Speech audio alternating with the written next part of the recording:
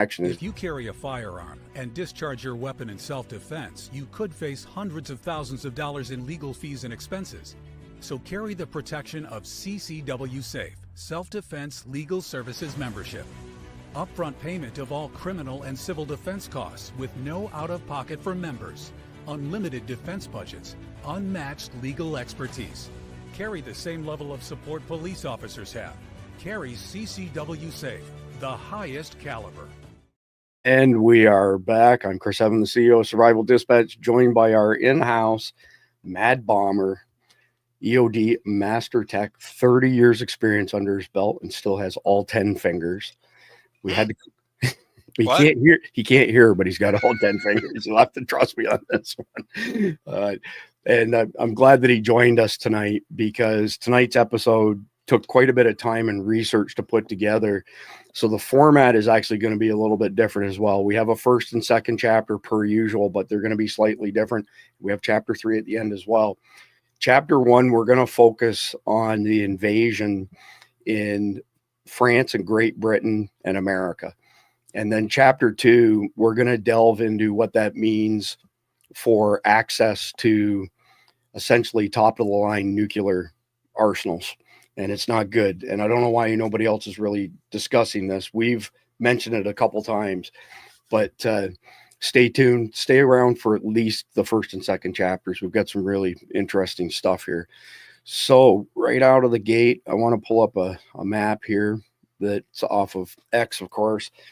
And over 1,400 years, this is what the Muslim colonization looks like. So same concept as the British colonization, the English colonization that started 500-600 years ago. But this is where the Muslims essentially have colonized this entire area, right up to Russia, all the way across the top of Africa, essentially, and the Middle East. So moving on from there, there's a handful of things I want to establish fairly quickly, and that is that the Quran specifically instructs believers to eliminate non-believers. And we've seen this same thing unfold over and over again, where Muslims are a minority. They espouse peaceful ideals, and they just want to, be part of the community. But as soon as that turns to a majority, things completely change and radically. I have some very disturbing videos, by the way, out of Texas in particular, of these people laughing at us as Americans, and how easy it has been for them to infiltrate multiple different aspects of our country. And, you could basically say the emperor has no clothes, and we're going to lay it all out there. So this video, this first one here, is a Muslim influencer who explains why Muslims are the only justified colonial project. So think back to the previous screen of colonization. And she insists that as invaders, Muslims were given divine justification to force their rule on others by force, invade, take over lands, murder, rape, enslave, oppress, plunder non-Muslim populations who refuse to submit to Islam. So it's 3 minutes, 36 seconds long. I'm going to play a good chunk of this because, again, we want to set the stage for the amount of intolerance, the level of intolerance, and the actual goals of these Muslim invaders, for lack of a better term, before we get into the specifics of France, Great Britain, and America. Talk about the Islamic conquest, something that people incorrectly conflate with Zionist colonialism all the time. The Islamic conquest was a transformative period in the history of the Middle East following the death of the Prophet Muhammad ﷺ in 632 CE. The Rashidun Caliphate began to expand its borders with the aim of spreading the message of Islam and unifying the varying Arab tribes within the region. It was seen as a religious duty to spread the word of Islam to non-Muslim communities, the idea being that Islam was the true and final revelation, and spreading it was a divine mandate. Additionally, early Islamic rulers often promoted their rule as a way to bring justice to regions that were previously ruled by corrupt or unstable empires. Islamic governance would replace oppressive or unjust regimes with a more equitable system based on Islamic principles. Now, this began right here in the Arabian Peninsula, and much of the early conquest can be understood in the context of the early Muslim community's survival.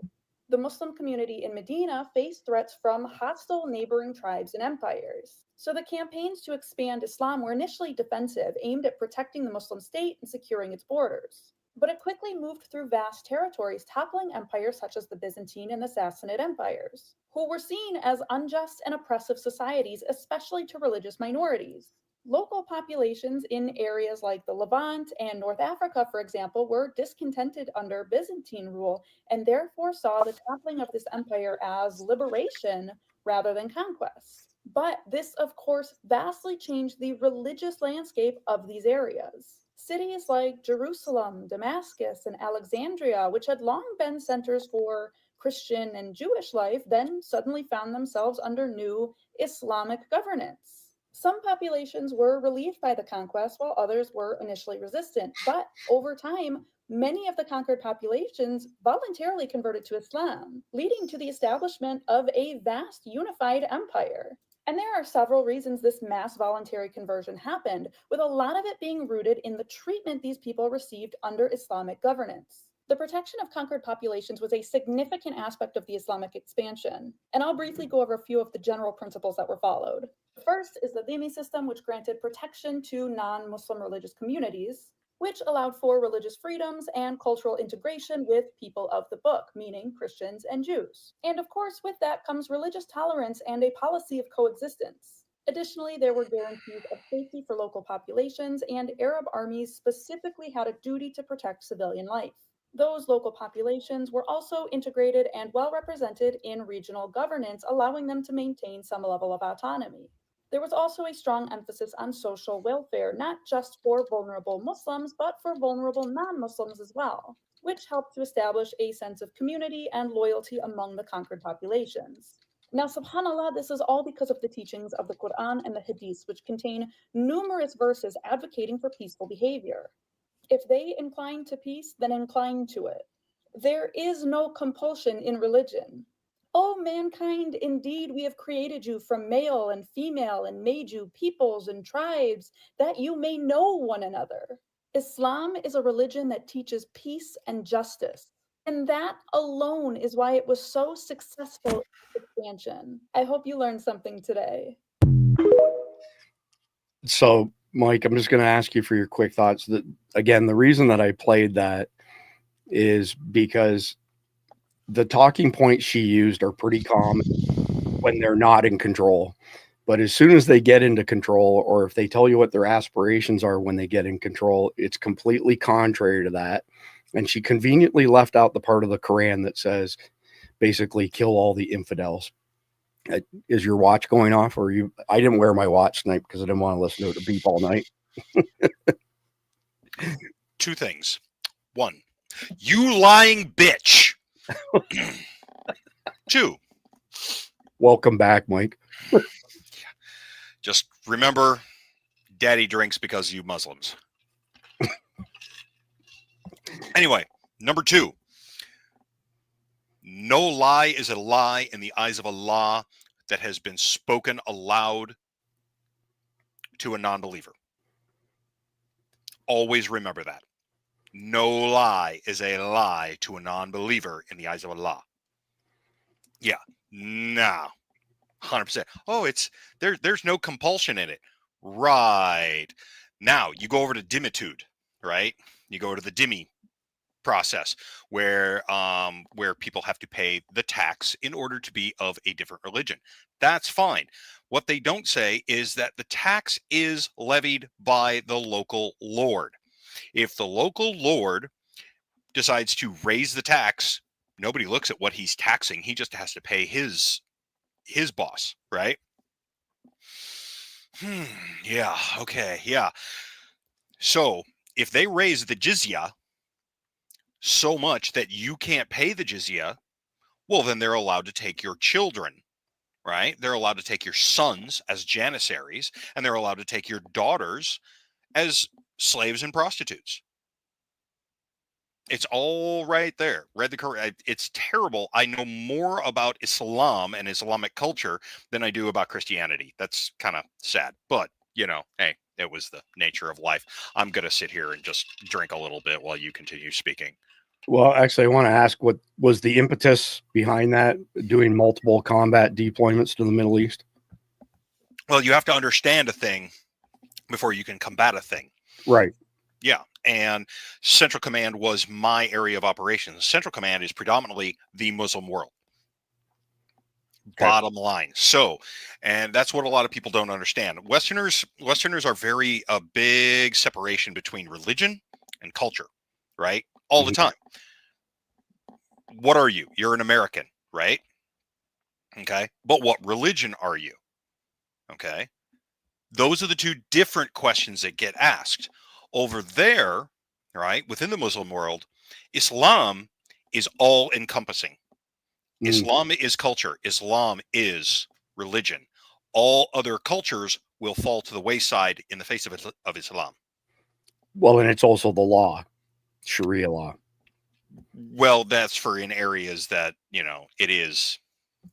Sharia is the absolute hardline side of the law. And the funny thing is, it's not authorized anywhere in the Quran. Right. That all comes out of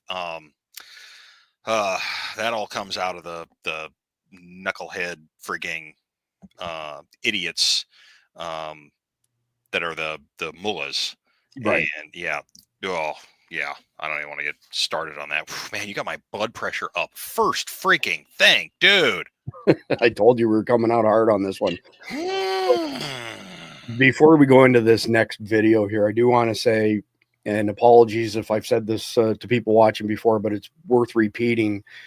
There is not one instance in history when two or more diametrically opposed cultures in one geography have peacefully coexisted. It's never happened.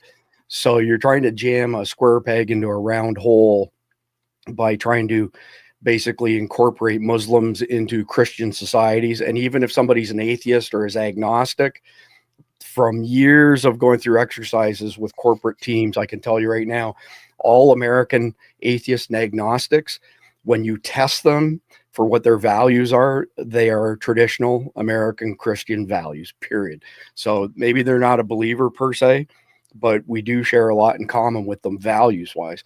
So this next one, again, I have a handful of posts here just to kind of establish the cultural difference. So a man in Iraq shows off his 9-year-old child bride. This is not uncommon in Muslim majority countries, including Pakistan and Afghanistan. Should we import another 1 million of these people to Canada? Because now in the GTA, the Greater Toronto Area, the latest numbers I saw said that the Caucasian population is 11%. And I can tell you last time I was there many years ago, my wife and I both looked at each other and thought we were in like a foreign part of the world, not just a foreign country. This is a very short video.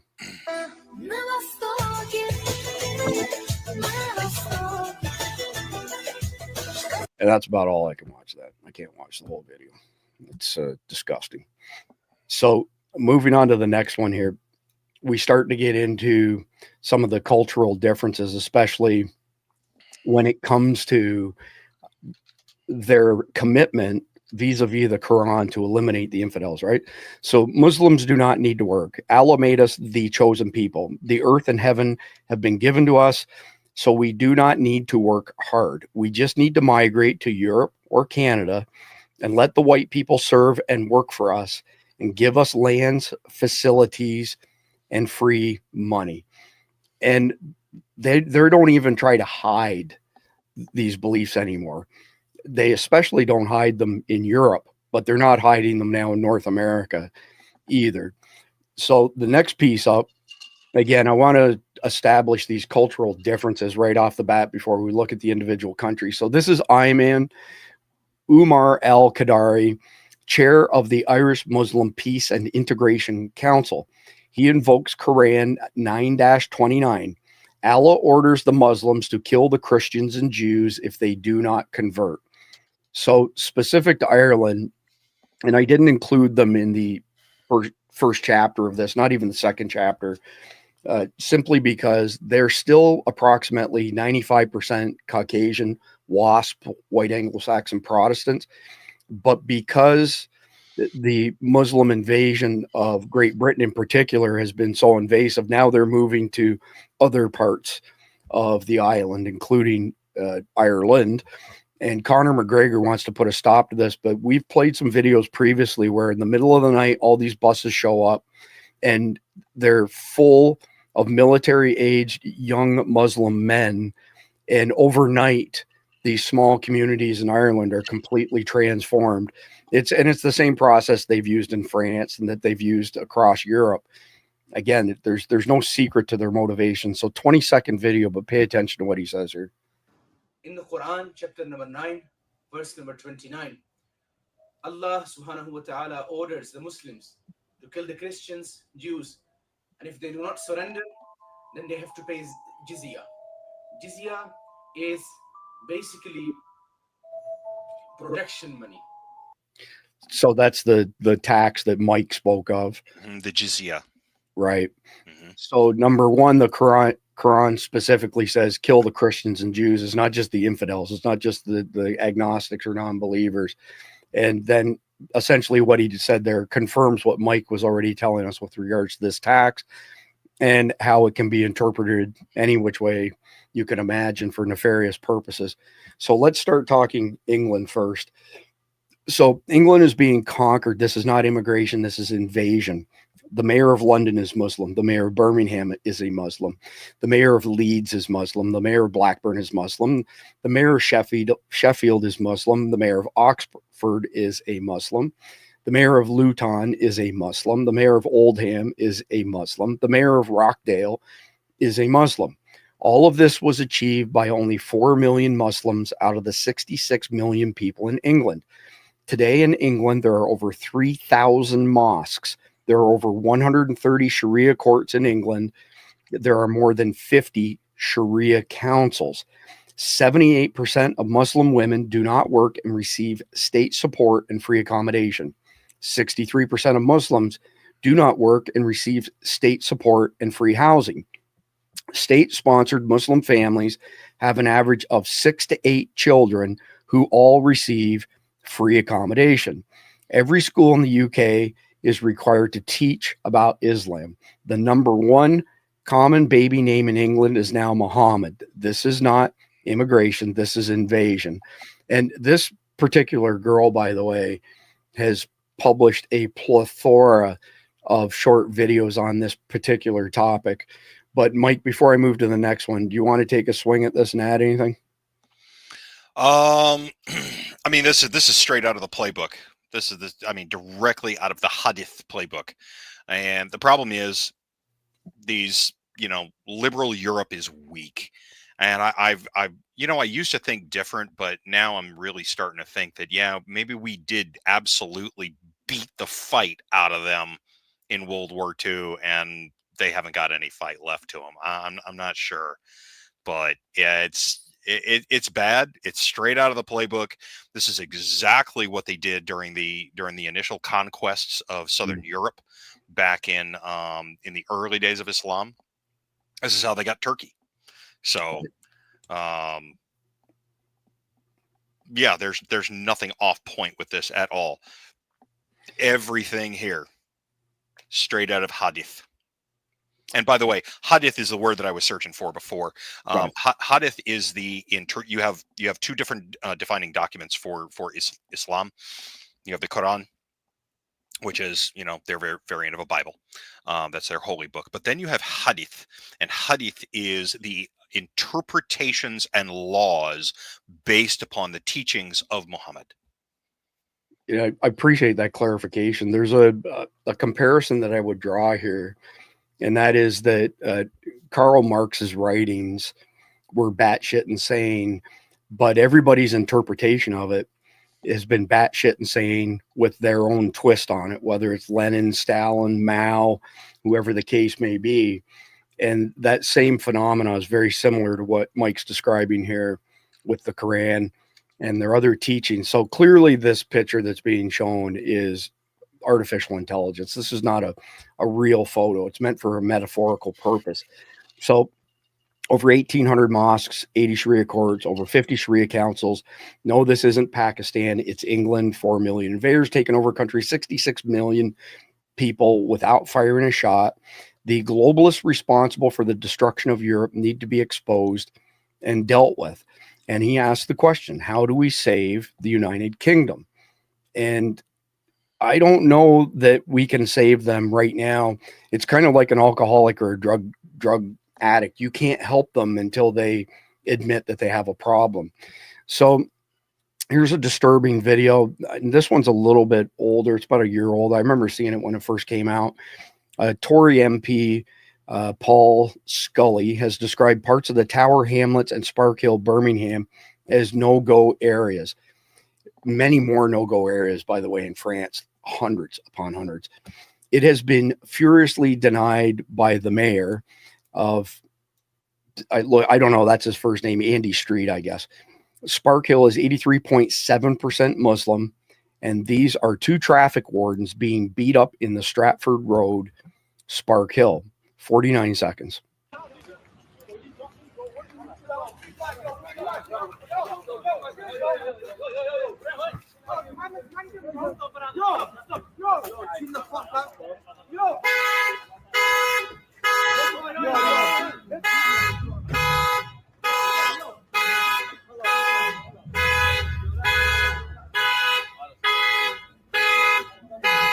So I'm going to stop it there just so we don't drive everybody nuts with that horn blaring. But this is in the heart of England, and it might as well be a foreign country. And that's precisely what they do, right? And again, we're back to 2 cultures, same geography, diametrically opposed. One always wins out over the other.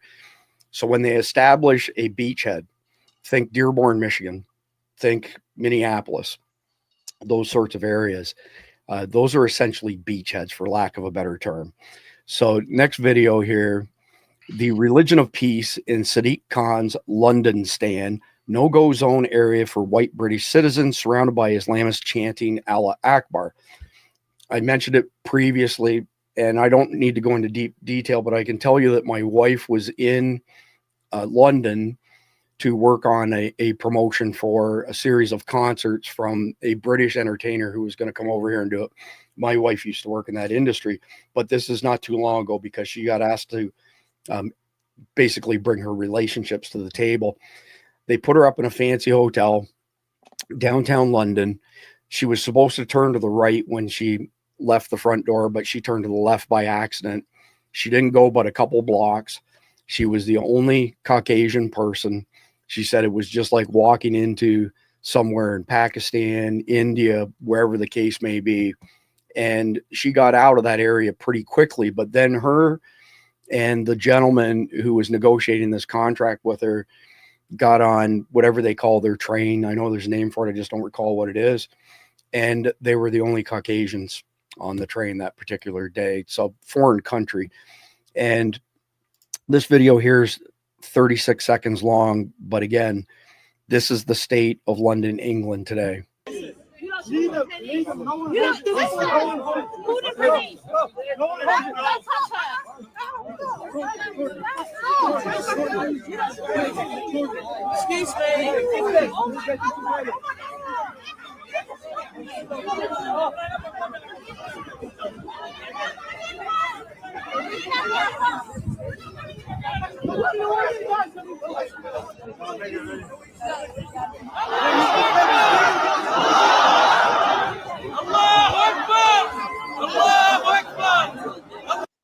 So I know it's hard to catch. The Caucasian guy was pretty covered up there, but he wasn't a big guy, and you even had women sucker punching him. So moving on to the next one. This is in Birmingham. This should send shivers down every non-Muslim in Birmingham. This is the takeover in action. Remember, Brum has no-go zones, and this is 40 seconds long. We are going to put up candidates in every ward in Birmingham. We have mentioned it before. Now is the time to take action. We are going to launch an independent candidate alliance, and all of the candidates will be under that umbrella. For far too long, the Labour Party and its councillors and members of parliament have reaped the rewards on the back of our communities, and rather than represent them, have misrepresented them. No more. It's because the councillors and the members of parliament are subservient to their leadership rather than the people who have put them in power. We are no longer going to tolerate this. Remember that. All right. So again, we're long past the point of them choosing their words carefully. They are telling us exactly what they are going to do. And when somebody tells you exactly what they're going to do, we need to listen to it, because the vast majority of the time, it's really who they are and it's really what they plan on doing. Whereas it's not politically correct. So this next one in particular, really bothers me. And this person here makes a comment. This is literally one of the most ridiculous things I have ever seen. The UK has completely lost it. These three are attorneys who have been dispatched by Hamas to put pressure on the British government. 36 seconds. We are instructed by Hamas. We are today at the Home Office, and we are going to hand in an application under Section 4 of the Terrorism Act to have them removed from the list of prescribed organizations. We have the application here, which contains very, very strong legal arguments grounded in national and international law. And we're about to hand it in to Yvette Cooper and ask her to have some courage and make the correct decision. So legal documents all based on lies.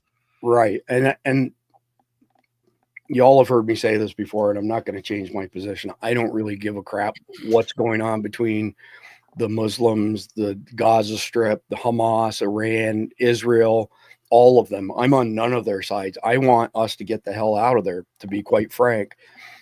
But these people, like you just said, Mike, a lie. They're going to the British government to try and have Hamas removed from the list of, I don't know what they call it there, but we would call it an FTO, foreign terrorist organization. Postscripted organizations. So people's memories, are they really that short? Nobody remembers what happened on 10/7 2 years ago, and 1,500 people raped and murdered and killed, and a bunch of them held hostage for extended periods of time. Hamas are not the friends of Palestinians, by the way. If you speak to people who've actually been there, and I had an interesting conversation with Admiral Robert Harwood on this at one particular point in time, he said the Palestinians, and this is before all of the recent violence over the past couple of years, he said that the Palestinian people themselves hate Hamas as much as we hate Hamas, and that Hamas uses those people as a shield to achieve whatever their goal is. It's completely disgusting. If the British government caves on this one, they truly are absolutely lost. So the way their parties are named over there, Labour is the main party, and Keir Starmer here is shown as, you know, the leader of the Labour Party, the Prime Minister of Great Britain. And he is 100% in favor of essentially converting England to a Muslim country. It's self-inflicted genocide. And that raises the question, you know, why would these people essentially be promoting the concept of self-genocide? And there's only a couple ways you can square this. Number one, per usual, follow the money. So you have all kinds of crooked government officials there, just like we have here, who have the flow of millions of dollars into their pockets from foreign interests, who are, at the end of the day, the ultimate goal is to eliminate America. America is the firewall between globalism and freedom. And to weaken America, part of the process is to isolate us. So if they take Europe away, as far as our allies are concerned, or they take Europe away as strong allies, in conjunction with everything else they've been attacking us with for the past 80 years, it makes us more vulnerable. And as much as I don't want to be involved in a war in Europe, if we don't liberate and save England and France in particular, in the very near future, we're going to face some massive consequences, which will be covered in chapter 2 this evening. So next one up, Britain considering exempting Muslim migrants from draft. I put this in because it is one more example of the favoritism that's being shown. So y'all may have heard that there was a sentencing law passed in the UK last week. And what it basically said is that if you are anything other than a Caucasian male, you will get a significantly reduced sentence relative to what has been historically decided upon for the crime. But if you are a white Caucasian male, you will get significantly greater punishment. And it's really hard to square all this stuff again, unless you follow the money. And actually the second way to square this as well is at every turn, you have Satan and evil working against us. So this law in particular is unbelievable. So the British have had an even greater problem recruiting than we have in America. They have a very diminished military, and the Muslims are not going to be asked to fight in this World War III that Europe is itching to provoke with Russia. Mike, your comments on basically exemption for Muslims from the draft so that all the white guys can go to World War III. Well, they don't want them. They don't want them in the service to begin with, because they have a volunteer service just like we do. But they're reinstituting conscription in Great Britain is what it's coming. That's the thing. They're really not. What they're doing is they're threatening draft, like just the same way that we do every 10 years or so. It's just a thing that they say. They haven't actually run a draft since the 1970s, just like us. And they would be absolutely ridiculous fools to institute a draft because of their professional military corps. Now, that being said, I'll take that bet on this one. Their military still works off of a regimental system, and they draw their personnel from geographical areas, right? So if you join in this area, you go to such and such a unit, period, because that's your region's unit, unless you specifically request to go, to a different unit, or you go to a special outfit or something like that. In the UK's case, they're below 50% strength at this point. Just like most of Europe, they've just, it was becoming the exact same problem that we had for a while there in our military, where they've enacted so many woke, ridiculous things that the warfighters are leaving. Do you want to take a stab at what their active duty military was as of January this year? God, it's probably got to be below 100,000 at this point. 73,000. Oh God, dude. So that's the basis of my point, Mike. Yeah. Oh, is with 73,000. They are itching to pick World War III with Russia. They will have to conscript people just like Ukraine has been doing. Otherwise, they'll have nobody. And that's why I'm saying that I don't disagree historically that you're right. I'm saying in the current context, highly likely that they're going to deliver on their promise to bring back the draft and exempt the Muslims. I think that they would have an even bigger problem if they tried to do it. I don't think they would, just like the Russians with their draft. There's no way that they're going to meet numbers that they want. Right. But boy, I'll tell you what, talk about a very unpopular thing for them to do. Now, the flip side of this whole thing, go across the pond or across the Irish Sea over to mainland Ireland. And apparently the Irish military is just like booming. They are getting folks signing up left, right, and center also who are not Muslims. And yeah, I find myself in a really weird position of standing on the same ground as the people who tried to kill you. Yeah, the people who used to have a price on my head, the friggin' IRA. And now here I sit going, yeah, okay, I'd run guns to them. You just proved what I say all the time, is the only thing that stays the same in life is that nothing stays the same. Right, exactly. So anyway, appreciate your comments on that. Check this video out here. 1 minute, 19 seconds. Can England be saved? The mayor of London is Muslim. The mayor of Birmingham is a Muslim. The mayor of Leeds is Muslim. The mayor of Blackburn is Muslim. The mayor of Sheffield is Muslim. The mayor of Oxford is a Muslim. The mayor of Luton is a Muslim. The mayor of Oldham is a Muslim. The mayor of Rochdale is a Muslim. All of this was achieved by only 4 million Muslims out of the 66 million people in England. Today in England, there are over 3,000 mosques. There are over 130 Sharia courts in England, and there are more than 50 Sharia councils. 78% of Muslim women do not work and receive state support and free accommodation. 63% of Muslims do not work and receive state support and free housing. State-supported Muslim families have an average of 6 to 8 children who all receive free accommodation. Every school in the UK is required to teach about Islam. The number one most common baby name in England is Muhammad. This is not immigration. This is invasion. So I know I mentioned the bulk of those statistics earlier, but I still wanted to play that video because that girl is at ground zero and clearly more eloquent than I am. All right, next one up. Y'all have probably seen this, a crazy video. London is almost an Islamic caliphate. It's almost there. 57 seconds. I don't know that I'll play the whole thing because I don't know that it's really necessary to get the gist of what's shown here.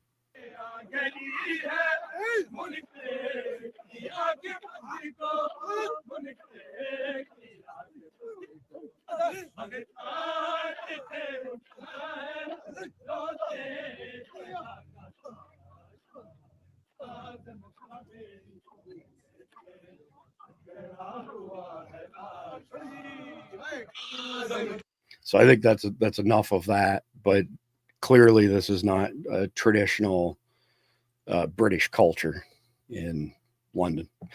All right, next one up. So all we hear from the legacy media propaganda is Russia's evil and, you know, the rest of the world is righteous, so to speak. So check this out. On the left side of this is walking around Russia. On the right side is walking around England. Also, our good friend, Pastor Sean Moon, whose family owns Car Arms, Tommy Gun, and Desert Eagle, just did a trip where he went to Russia. He's banned from China, but he went to Taiwan, hit a multitude of places over the Southeast Asian area. And the videos he sent of Russia, he's wearing a MAGA hat in a subway station. There's not a stitch of trash anywhere. It looks spotless. It looks like you're entering some, you know, royal building, and not a single person looked at him with the MAGA hat on. I said to him, I was talking to him after, I was like, did like nobody scowl at you, comment? Look, he said nobody even recognized that he was there whatsoever. So check this out. Left side, Russia, right side, England. 56 seconds.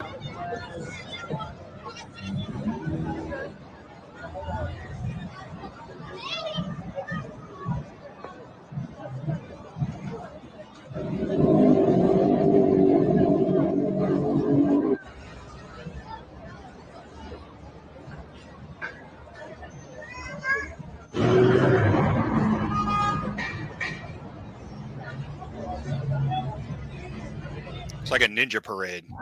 Yeah, I think that's enough to get the gist of the video, and I'm certainly not standing up for Vladimir Putin. He is a I don't know what the right word is, a despot, probably, for lack of a better term. That's a pretty good term. And at the end of the day, though, we put so much pressure on the Soviet Union. We bankrupted them, which caused the dissolution of the Soviet Union, which then put Russia on their own. Vladimir Putin was the head of their KGB. And now many people believe that he's actually the richest man in the world, worth somewhere in the neighborhood of 2 to 3 times what Elon Musk is, a trillionaire, essentially the world's first trillionaire. But all of that being said, for all intents and purposes, the Russian economy is this close to being full-on capitalist. It is not run as a communist economy like China is, or like the USSR was prior to that. All and right. don't forget that since for all of Putin's failings, okay, I too am not a happy guy about him, but he definitely brought back the Russian Orthodox Church into a preeminent position in Russian society. So what's interesting on that comment, Mike, in chapter 2, I've got some statistics on the number of Christians in Russia. We are the largest Christian nation in the world. Russia's the second largest Christian nation in the world. And there is a fair, again, governments and people are two totally separate things. You know, for many, many years, our government were not good people. Just like Putin's not good people, just like Xi Jinping isn't good people. I know countless people who've done business in China in particular over the past few decades, and they all say the same thing. The average everyday Chinese person is a good person, hardworking, nice. Mike, look at the reception that we got from Ace Beam at the end of SHOT Show. They were so happy that we came by while they were tearing everything down. They gave us gifts. And I don't know if I told you this or not, Mike. A few weeks later, this package arrives for Cindy, for my wife. And there's this band that goes around your neck that's red light therapy to essentially, you know, reduce inflammation in your joints, and a flashlight specific for women to carry in their purse. I mean, what a nice gesture on their part. You can't say anything bad about them all. And on top of which, Mike pointed out some design issues with their PEC boxes, which have not come to market yet. And I think I shared this with you, Mike. When they emailed me afterwards, they thanked you for providing that insight. They were very, very thankful that you gave them the insight that you did. So anyway, that's it for England. So now let's pivot to France. All right. So people laughed when in 2015, I mentioned that there were Sharia no-go zones all over Paris. It was so hellish that cops just stayed away and Sharia was practiced without any accountability. London is now a frightening no-go zone for visibly Jewish people, or even if you patronize a Jewish establishment, you are chased down by mobs of zombies. So here you go, right on the front page of a British newspaper, the Daily Telegraph. London is now a no-go zone for Jews. And again, I'm not a big supporter of the Jews. I don't like them any more than the Muslims, to be quite honest. But London is not what it was, not even close. So Europe is going back to the late 1800s pogroms again. I mean, they're just, it's a same crap with them, and it's cyclic. Yep, yeah, that's actually a good way of looking at it. So that last page was kind of the transition from England to France here. So the enemy within France's growing terrorist threat. A terrorist attack was foiled earlier this week in northern France involving a 19-year-old man who claimed to be acting on behalf of Daesh, the Islamic State. No fewer than 6 attacks have been foiled in recent months. For the Minister of the Interior, the real danger today is no longer an external attack, but the actions of a fringe of radicalized French youth. And they're not French youth. They're Muslims who have been born in France. But here's an interesting stat right here. In 70% of the foiled attacks, the would-be perpetrator was under the age of 21. Mike, how does that compare to the time you spent in Iraq and Afghanistan as far as the age is concerned? At what age would you say they start recruiting kids to fight on their behalf? Oh, it's about consistent. I mean, you start seeing a lot of fighters 15, 16, 17 years old. Okay. You know, the vast majority are 17, 18. Okay. You know, just dumber than a box of rocks. Thankfully, you know, I'm not going to look that gift horse in the mouth, but Yeah, and they don't get a whole hell of a lot smarter. And now and it really kind of depended on who you were getting them from. Like the IRGC guys, the Iranian Revolutionary Mhm. Guard Corps, who are regular Iranian military special operations guys. Mhm. Those guys, a lot of them, late 20s, 30s, stuff like that. Of course, they were the only ones who were rigged out properly. And you're never gonna you go digging through a pile of corpses, and you get two of them that have muscle definition of the whole bunch. Those are IRGC guys. Kick their shoes off. Let's find their ID cards, because they were always had their ID card in their left shoe.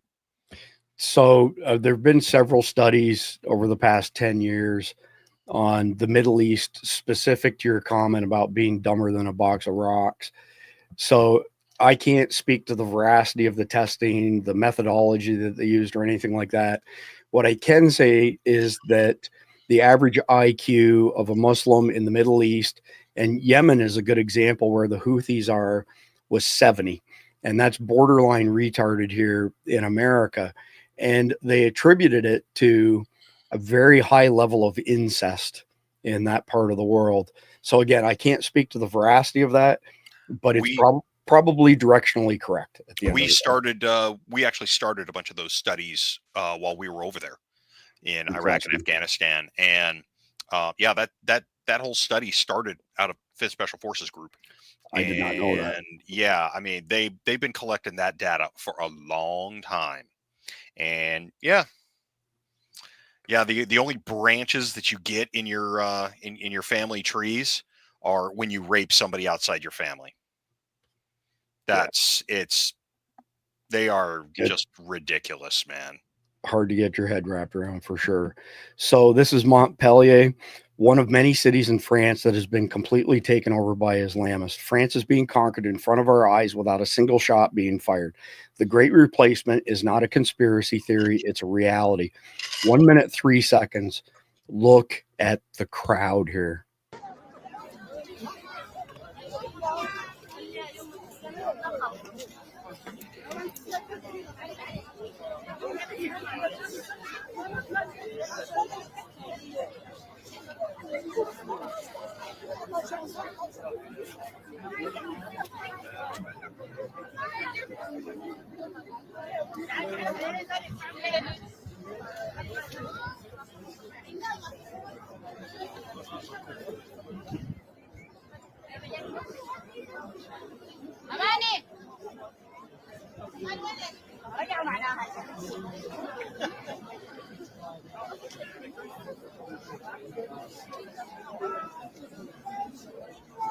So that doesn't look like a Western European country to me. A whole lot of North Africans there. Yeah, good catch. Well, they have owned friggin' Algeria for a very long time, and so end of the Second World War, because both France and a lot of the countries in Western Europe had a huge deficit in young men that could actually do work. I don't know, maybe something about 3/4 of the young men got themselves killed or grossly injured during the war. Like Germany imported workers from Turkey, France imported workers from Algeria, Belgium and Holland, they both imported out of Africa as well. A lot of the countries imported out of third world areas. The overwhelming majority of them were Muslim countries. So there you have it. That was the beginning of this whole thing, the very end of World War II. That's a long time. So the next video up here, Islamic no-go zones are metastasizing across Europe. In Paris's Saint Denis district, long surrendered to Islamic rule, French police were forced to flee after being attacked by migrant gangs. This is no anomaly, but a grim pattern. For decades, the French state has ceded control of dozens of such enclaves where the rule of law has been replaced by tribal authority and state sovereignty evaporates block by block. 32 seconds. C'est la folie. C'est la folie. Regardez comment ils vont casser les voitures des policiers. Le jour de l'Aïd, ouais. Non, c'est pas bon.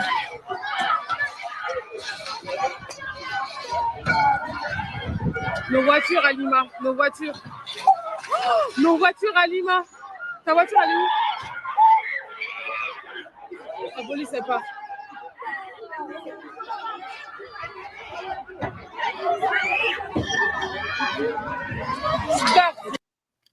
Kind of looks like a Democrat city in America, doesn't it? Right. So here's something that a lot of people don't know. Back in 2015, and just because of what I do, I talk to a lot of different people in my community around the world, and I know some just damn fine folks on the Belgian state police bomb squads or national bomb squads, as well as the Germans, the French, folks like that. We all share information all the time. So back in 2015 time frame, well, let me preface this real fast. The European Union is not very good at a lot of things, but one thing that they are extremely good at is, and especially before you had TikTok and everything like that, where you got a mountain of leaks. Prior to that, they were extremely good at suppressing the press. So you're never going to find anything out about it. So back then, you had major Muslim uprisings in both Antwerp and Rotterdam. And there in the Low Countries, it actually got to the point where the police were driven out of those no-go zones. And their militaries, both the Dutch and Belgian militaries, actually had to go in and suppress these uprisings, to the point where they had to use tanks to get into there to be able to deal with this. Because, and we're not talking about people throwing Molotov cocktails and shooting with bolt action Mausers from the 1940s. No, that's not what we're talking about. We're talking about full-on street battles, belt-fed machine guns, RPGs, you name it. And man, they suppressed that so heavily. But that is the eventual result that you get with these no-go zones every time. Sadr City was a no-go zone for us for 2.5 years in Iraq. And look at all the hell that we had to go through to take it back. So it's the exact same thing. And it's over and over again. And what is it that we say about doing the exact same thing over and over again, but expecting a different result? Insanity. It's the definition of insanity. And that's where all this leads you to. Every time. Yeah, well said. This next video is over 3 minutes long. I'm not going to play the whole video, but France surrenders, embraces its Islamic future. Eid al-Fitr is another opportunity for a show of force by Islamic supremacists. Every year, left-wing controlled areas concede public spaces to those praying for their demise.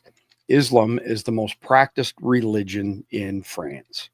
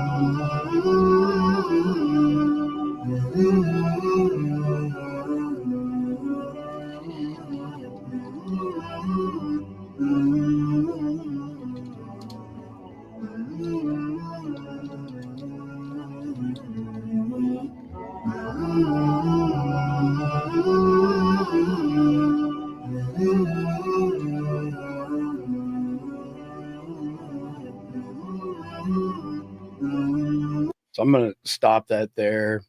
If we played every video in its entirety, we'd be here for 24 hours. Forever. If you want the links to all of our sources and videos, either go to patreon.com/survivaldispatch or go to survivaldispatch.news. In either case, Patreon or Substack, you can sign up as a Guardian. That has now replaced the Insider program.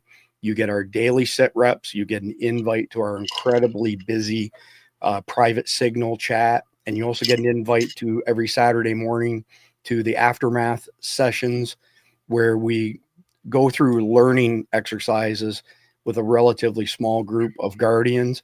This weekend, for example, we're going to be discussing preparing your home defense plan. But again, all of these URLs, links, and extra commentaries in the daily sit reps.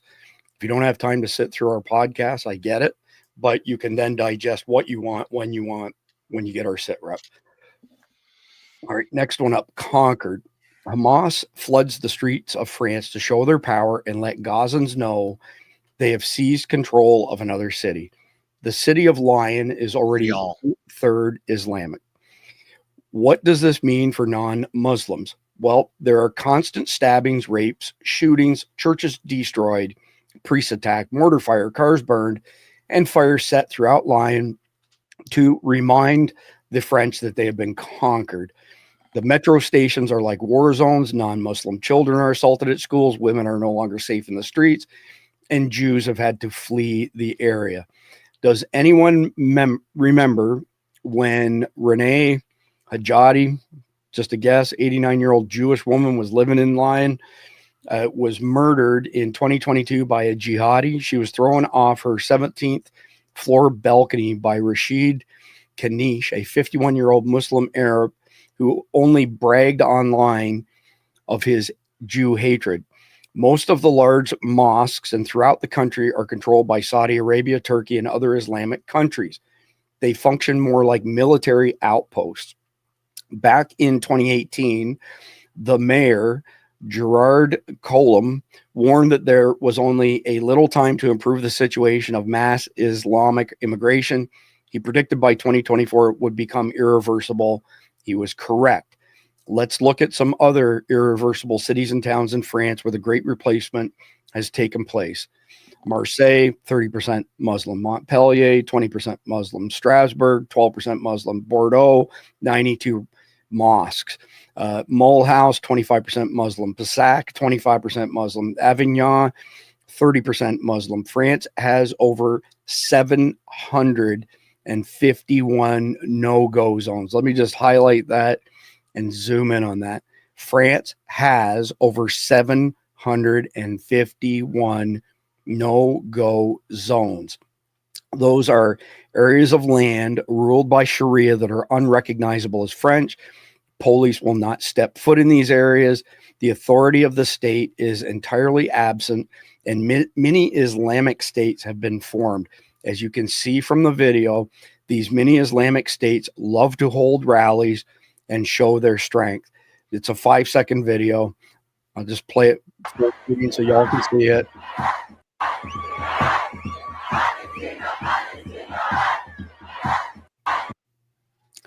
And again, this is self-inflicted genocide on the part of these European countries by their leaders, I should say. So here's the next video speaking to France having over 751 no-go zones. And again, areas ruled by Islamic law. So RT is Russia Today. This is their take on it. It's 2 minutes, 20 seconds. I won't play the whole thing, but enough for you to get the feel for it. The brutal attacks on police officers in a Paris suburb last weekend have raised fears in France over no-go areas now being established by gangs of rivals. However, French authorities deny their existence. The authority of the state will be guaranteed. There are no no-go zones, but there are particularly difficult areas, very difficult areas. All of this then adding fuel to already heated debates over security in France in the run-up to the presidential election next spring. But such an approach hasn't gone down well with the police unions. We talked to one of their representatives to see what their problem was. Of course, no-go zones exist. Police don't have regular patrols through those areas. They only go there if they have reinforcements. No-go zones are a taboo subject. To recognize their existence means, in a certain sense, to recognize a failed state. No one wants to do that. If we deny the existence of no-go zones and only offer stopgap measures to protect policemen, we are not dealing with the cause. We are only dealing with the consequences.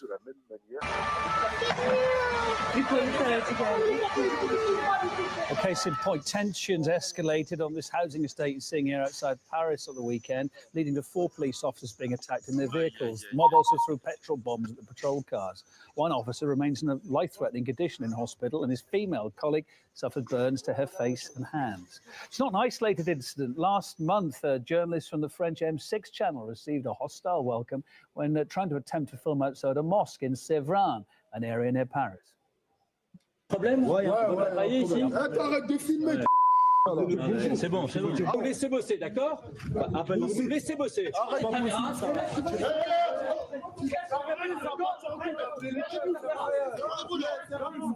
However, that attack, that violence, didn't gain much sympathy from the local mayor. He claimed that the journalist was a sensationalist and his actions a provocation. We spoke to French journalist Laurent Auberton, who says no-go zones are increasing in France, in which residents fear for their safety. All right, so that's the last piece on France. So the balance of chapter 1 now is going to be specifically with regards to America. And there's a whole lot going on in the state of Texas, because whoever controls Texas will probably swing the national power balance. So this is McKinney, Texas. I used to train every Saturday in McKinney when I was competing. It's myself with Mike Womack, my coach behind me. And McKinney at this point in time, this is not that many years ago, less than 10 years ago, this was a really quaint country town. But now DFW's grown so much, they've been gobbled up by the Metroplex. It used to be, a 45-minute drive out of the Metroplex to get there. And it's virtually unrecognizable. So McKinney has turned into Islamic no-go zone. The Islamic Association is constructing a massive 40,000 square foot Islamic hub to fuel rapid Islamic migration, and it's working. Sharia is quickly taking root in Texas, even though it's against the law. 8-minute video. I'm not going to play the whole video, but I'll play the beginning of it. McKinney is fast growing. It's the big highway, we call it, one way from Jersey to Texas. This community started in a tire shop. A lot of our communities actually less than 3 years or less. How open and welcoming across the DFW masajid people have been. A lot of money that's going to be poured into McKinney. I think it's a great opportunity to become the next big masjid, inshallah. Assalamu alaikum. Khan. I am a McKinney resident. What an idiot. Shura and the executive board here as a vice emir, one of 6 people that run the affairs of the masjid. Allah preserve them. But 1997 is what I'm told. This community started in a tire shop. Our elders at the time saw a need to get maybe 10, 15, 20 people together for Jummah. Lo and behold, one of our elders who owned a garage at the time said, look, this shop for this time to this time, I'm going to clear out, and this is going to be our Jummah space. And it was literally behind a tire shop. And that was 1997. And as, alhamdulillah, Muslims are, we started flocking, and 10 became 20, 20 became 40. And a couple of years later, the community moved into like a 1-story basement kind of a building, not too far from here in this current masjid. When we thought that could sustain the community, alhamdulillah, that was several good years until the community saw a massive growth again. This was a 2012 project where you're standing right now in this masjid. This was built in 2012 with the hopes that this will sustain for a long time. And it's only been 11 years, but the growth of the community has been exponential. And we are at the moment at 3 Jummahs in this masjid that are all packed. So we have well over 1,100 people that are attending Jummahs every Friday. Quite a show that we have to manage logistics in a limited space. So we have a land that we have purchased now, alhamdulillah. Our elders have guided us to that, almost a 5.5 acre land. It is paid off, but our next big project is to build that new masjid. It's about 6 minutes from here in McKinney. We are very excited for the project. Plan is for hopefully over 40,000 square feet of. So I'm going to stop it there. And that is definitely not what McKinney, Texas was for hundreds of years, quite literally. The city was established a long time ago. Again, very quaint country town, no longer the case. So moving on to the next one here. Warning, America is being conquered from within. The imam behind a Sharia city in Texas calls on Muslims to conquer America from within. Terror-tied Imam Yasser Qadi isn't hiding it. He's openly telling Muslims they have a unique role in America to change, conquer the nation from within. At the terror-linked ICNA-MAS conference, he declared, American Muslims have more power than the 1.7 billion Muslims worldwide to affect change inside the U.S. We are worth hundreds, if not thousands, of other Muslims in our ability to impact this country. Allah has chosen us. This is our land. Calls America guilty of heinous crimes and urges Muslims to stand up, fight, protest, and impact.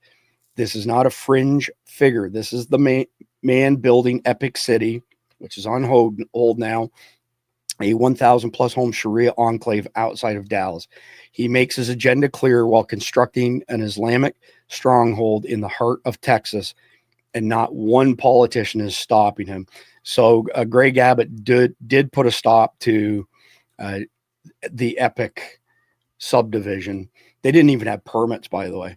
But 1 minute, 41 seconds. I'll play a good chunk of this. You got to hear it directly from them and not just from me, to get your head wrapped around how serious they are as far as taking over our country, taking over the entire world for that matter. And there's so much we can do. There's so much we can do. I've said here before, and I'll say it again. In the entire globe of 1.7 billion Muslims, we as American Muslims, us 5 million American Muslims, we are the only American Muslim community. We're the only global Muslim community that can effect change from within the American superpower. We have to effect that change. We have to effect that change.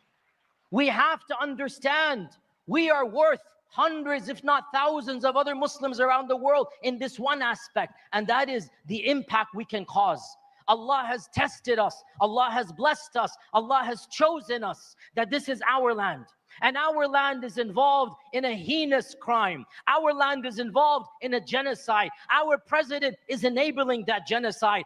Our tax dollars are being spent to kill innocent people. You cannot and you should not be silent. You must stand up. You must do your best to fight against that. You must raise your voice. You must protest. You must impact. This is what we must do. There are no two opinions about this. Oh, Muslims, make sure that you make it your priority. You make it your priority that people know that you are not going to tolerate this. Not under my watch. We're not going to let this administration get away with what it has done. We're not going to let our country continue to kowtow to another regime, another apartheid state. So it gets worse. Here's another post on this particular guy. So, and it's a little bit long. I'll read it as fast as I can. While Texas Republican leaders sleep, Yasser Qadi is rapidly transforming the state into a launching pad for nationwide Sharia expansion. This is the model for the future of America. This is what other mosques across Texas are already replicating. They are actively recruiting imams and Muslims worldwide. Texas is their top target. This is the architect of Epic City. This is not speculation. These are Qadi's own words. Number one, it is not my right to legislate or your right to legislate. No Supreme Court, no democracy where they vote. Can you believe it? A group of people coming together and voting that will then be the law of the land. Number two, what gives you the right to prohibit or allow something? Are you creators? Are you all knowledgeable? Number three, do they wish to follow the laws of ignorance? Verily, Allah is our judge. He knows what's best for us. But he didn't stop there. Qadi makes it clear the following: any law other than Sharia law negates Islam itself. To follow a system of laws other than the Sharia negates one's testimony of Islam. It doesn't matter whether you think that system is better, equivalent, or even lesser than Islam. If you believe it is permissible to follow anything other than Sharia, you have negated your faith. This is an outright rejection of U.S. law. Qadi rejects democracy, rejects U.S. law, demands Sharia law rule alone. Epic City is not just a housing development. It is an ideological stronghold where only Muslims will live and govern. Islamic courts and councils will handle disputes. Non-Muslims will not be welcome. Islamic financing will entrench mosque control over the community. Sharia-based education will ensure the next generation is fully indoctrinated. Texas, you were lied to. Republican leaders claim Sharia is banned in Texas, yet Qadi's project is moving full speed ahead, unchecked, unchallenged, and unopposed. And again, Greg Abbott recently shut down Epic, but there's other similar things underway elsewhere. I have video of inside the mosque with them showing that the project is moving full steam ahead, while Texas politicians remain clueless. Jihadis are exploiting our laws, loopholes, and weak leadership to entrench Sharia law right under their noses. The GOP cannot fight what they do not understand, and this is just the beginning. Epic 2.0, a second expansion, is already underway, and they're already bragging that Epic 3 and 4 are coming next. Texas, wake up. This is not just a mosque, not just a neighborhood. This is Sharia supremacy and a new Islamic city taking root in your state. While your leaders pay you lip service, Islamic enclaves are arising, Sharia is being enforced, and Texas is becoming the testing ground for America's Islamization. Blah, blah, blah, blah, blah. Mike, I got to stop talking for a minute, catch my breath. It's your turn to take a run at this. You need...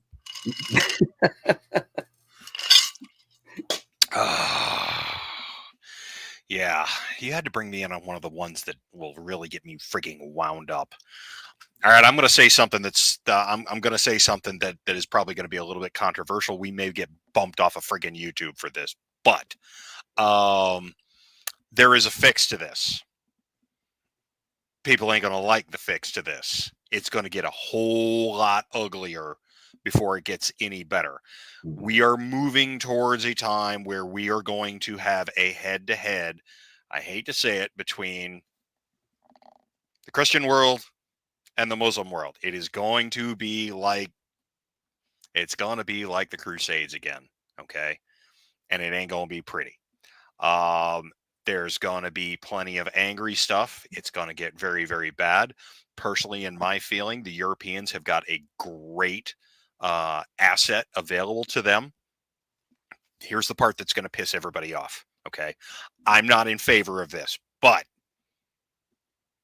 you got some people that have a lot of experience getting rid of, religious groups right there in Europe. I'm just saying, maybe talk to the Germans. They'll probably have an idea. You think? I'm just saying. Fair enough. Very, very veiled. I did my best, man. All right. So Bombshell, the Muslim group building the Sharia law city in Texas, invited Pakistan's former president, who said the resurgence of Islam can take place from the U.S. They praise Muslim super PACs and want to take over. They want a caliphate. 50 seconds. The world to be there. My father came to the U.S. only once. And when he went back, he wrote a pamphlet that the resurgence of Islam can take place from the U.S. But that's what he said in 83. But I still believe it can happen, looking at all your faces and the number of masajid which has increased so much. In 73, the only woman I knew who would do hijab was Professor Anis Ahmed's wife. Subhanallah. Probably some of you would know Professor Khurshid's brother. He's a vice chancellor of a university in Islamabad. Rafa University. Only his wife. And now I come here. It's such a pleasure to see those children whose mothers never did hijab coming back to an Islamic idea. The world. So again, there's a global effort afoot focused on Texas in particular, but America as well. So check this out. Retired policeman raises the alarm on the Islamic Sharia enclave operating in Plano, Texas. It's been there for 12 years. This is not what America is about. So Plano is also part of the Dallas-Fort Worth Metroplex. Think of it on the, north side of Dallas and northwest a little bit. Have a listen to what this cop has to say. It's 2 minutes and 48 seconds. Good chance I'm going to play the bulk of it.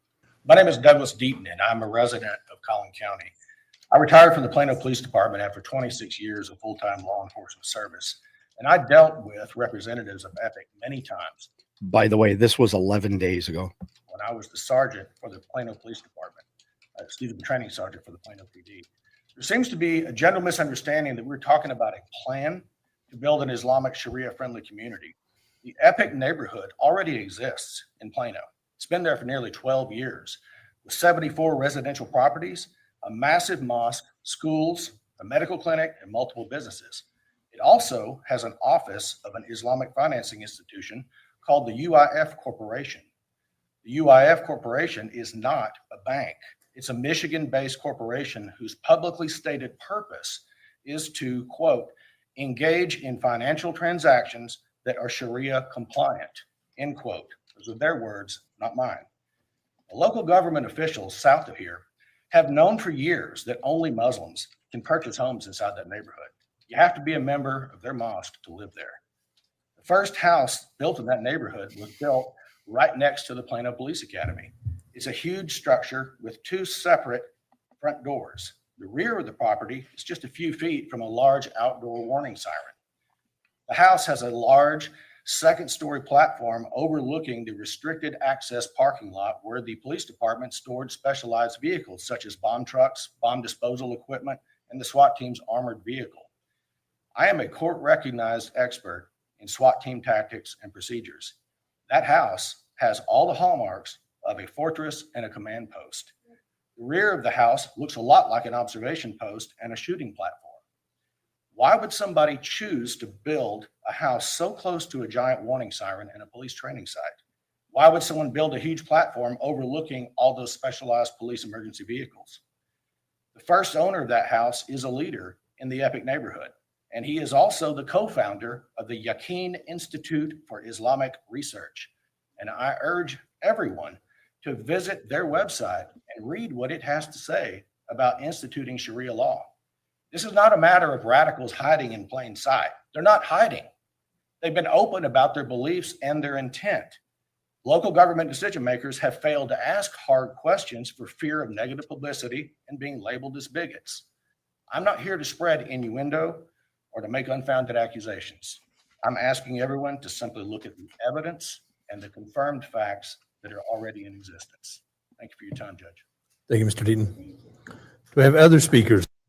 Yeah. So I personally witnessed the expansion of the Muslim community in Irving and Plano in particular, and it is even more disturbing than imaginable when you have law enforcement giving you details like that. Texas AG Ken Paxton announces investigation into Sharia EPIC city vows to prevent Sharia law from impacting the state of Texas. They are being investigated by state agencies. It's concerning. We won't allow Sharia law to affect the state of Texas. Love Ken Paxton. The globalists hate Ken Paxton. He's been a very effective attorney general in Texas, but he's going to run in the primary against John Cornyn and hopefully unseat him, which the polls are showing like 90% support for Ken Paxton. He'll make a great senator for the state of Texas, but he will lose his direct power over the state of Texas for this stuff. This is him with Benny Johnson, of course. 1 minute, 22 seconds. What's being called a Sharia city that's being built in Texas. And I know the governor's spoken a lot about it. It's called the EPIC City, and it's like a entire massive compound that was purchased to create sort of a Sharia law village in the city. There's a lot of plans for it and so on. Can you give me a status update on this? It's regularly at the top of my feed, and a lot of people care about it. And it was a real head turner, frankly, to see this happen in Texas. What's the status of this project? So they're being investigated by my office, by other state agencies. They're actually planning on setting up in my home county, which is concerning.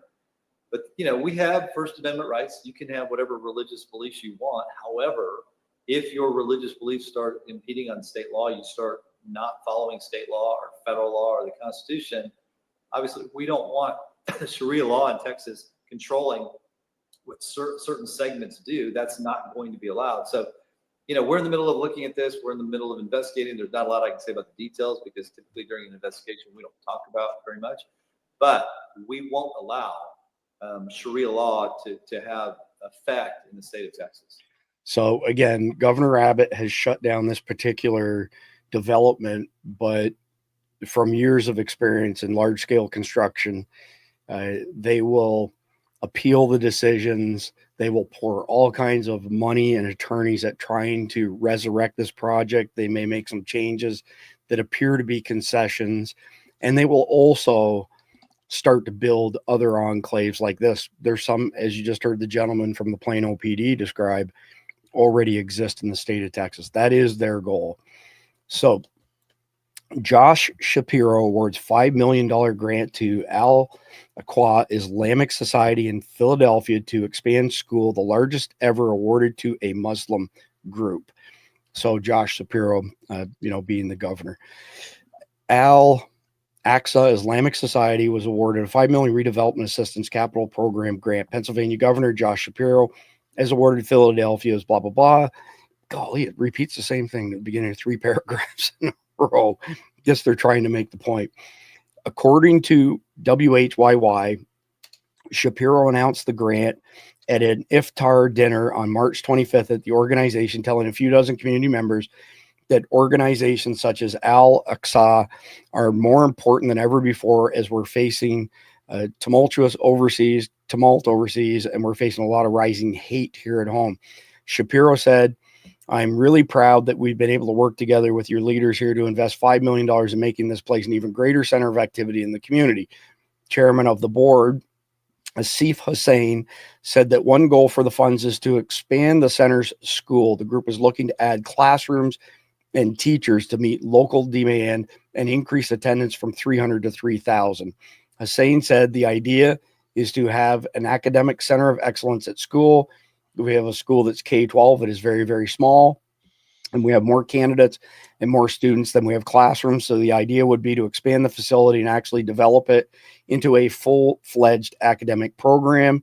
The academy was established in 1996 and is a private Islamic day and weekend school that blends the standards kindergarten through 12th grade curriculum with Quran classes, Islamic studies, and Arabic language coursework. Shapiro said during the dinner, "This is a moment where I think communities are fearful of the federal government, and that's deeply concerning to me. And I want the Muslim community to know that they're welcome here in Pennsylvania. I've got their back, and I'm going to protect them. I'm going to do everything in my power to ensure their rights are protected here in the Commonwealth." So a practicing Jewish governor essentially committing self-inflicted genocide in his state. And once again, the only way to get to the bottom of this is to follow the money. I haven't had a chance to look into that one in depth, so I can't comment further on it. Next one up, Texas taxpayers funded the Netflix series MOAKA, an illegal alien named Muhammad. It's all about dodging ICE agents and preaching Islam. 54 seconds. Record shows the Texas Moving Image Industry Incentive Program, the state's film grant system, that's housed in the governor's office, funded the first season She's a pretty girl, but she's got to lay off the helium. of a Netflix program mode to the tune of $1.2 million. Now, the series centers around the characters Mohammed, a Palestinian illegal alien and devout follower of Muslim. Now, it's an anti-border security television show that's normalizing Islam and presents a one-sided view of the Israel-Palestine conflict. Now, about the series, Mo shown struggling to support his family while on the run from ICE, fired after ICE raids another shop that his boss owns. He becomes a DJ at a strip club, shows praising Islam but criticizes Catholicism. Mo claims Jesus was Palestinian. Now, meanwhile, Texas officials are battling an Islamic development right here in North Texas. Lawmakers are debating expanding film funding, possibly for more projects like this. Netflix is cozy with left-wing bigwigs like Susan Rice, ex-Biden and Obama advisor. So Texas, enjoy footing the bill for a show that sticks on your principles fairly. Your money is in great hands. She's a mouthful there. Don't piss off women from the South. I'm telling you right now. Just don't do it. Governor Abbott says no Sharia law in Texas. She plans to have her ankles fully exposed. 29 seconds. Have you guys heard about the Sharia law community that was being built in Texas? Governor Greg Abbott said, hell no. I personally believe we should go a little further and send these people back to the Middle East so they can be close to Mecca. Americans won't be conforming to your laws. I'm not wearing no hot ass sheet, and I plan for my ankles to be fully exposed. America already has laws, so we don't need yours. Toodles. I don't know if you want to comment at all, Mike, before I move to the next one, but you've got that look on your face that I've seen so many times. Yeah, why is the rum always gone? Thanks, Kevin502. I appreciate you, man. Kevin, yeah, he's an awesome dude. That's Kevin Ramsey. Super guy. Thanks, Kev. You're going to let her rip, or are you just going to sit there and stew? You're stewing. All right, I got it. It's okay. Muslim city in Texas has no building permits and violates multiple laws. So here's a short video, 58 seconds, with Governor Abbott discussing how he has shut them down. But again, I have a lot of experience in large-scale construction projects. This is just one battle. This is not the entire war, and they're not going to stop just because of this one, ruling from Governor Abbott. Well, in part by that statement, but also in part by information that we've gathered, there appear to be multiple violations that have taken place here. One is information has been provided to investors that appears to be misleading. Another is they appear to be in violation of fair housing laws. Also, we found that, they talk about doing all this building, but they don't have any building permits to actually do any building, and they have challenges even getting those building permits. Believe this or not, we've even received information that they may have been conducting a funeral home without legal authority. Bottom line, Laura, is that there so many questions arose, especially information that we received, that led us to need to call the elite Texas Rangers to conduct a criminal investigation to find out if criminal laws in Texas have been violated. All right, so that's a small piece of good news, but it won't last. So Juanita Broderick here says deport the whole damn bunch. Breaking pro-Palestinian protesters have illegally taken over a Grand Central terminal in New York. Deport them all now. They have no business in our country. I'll just play this first one. Fairly short.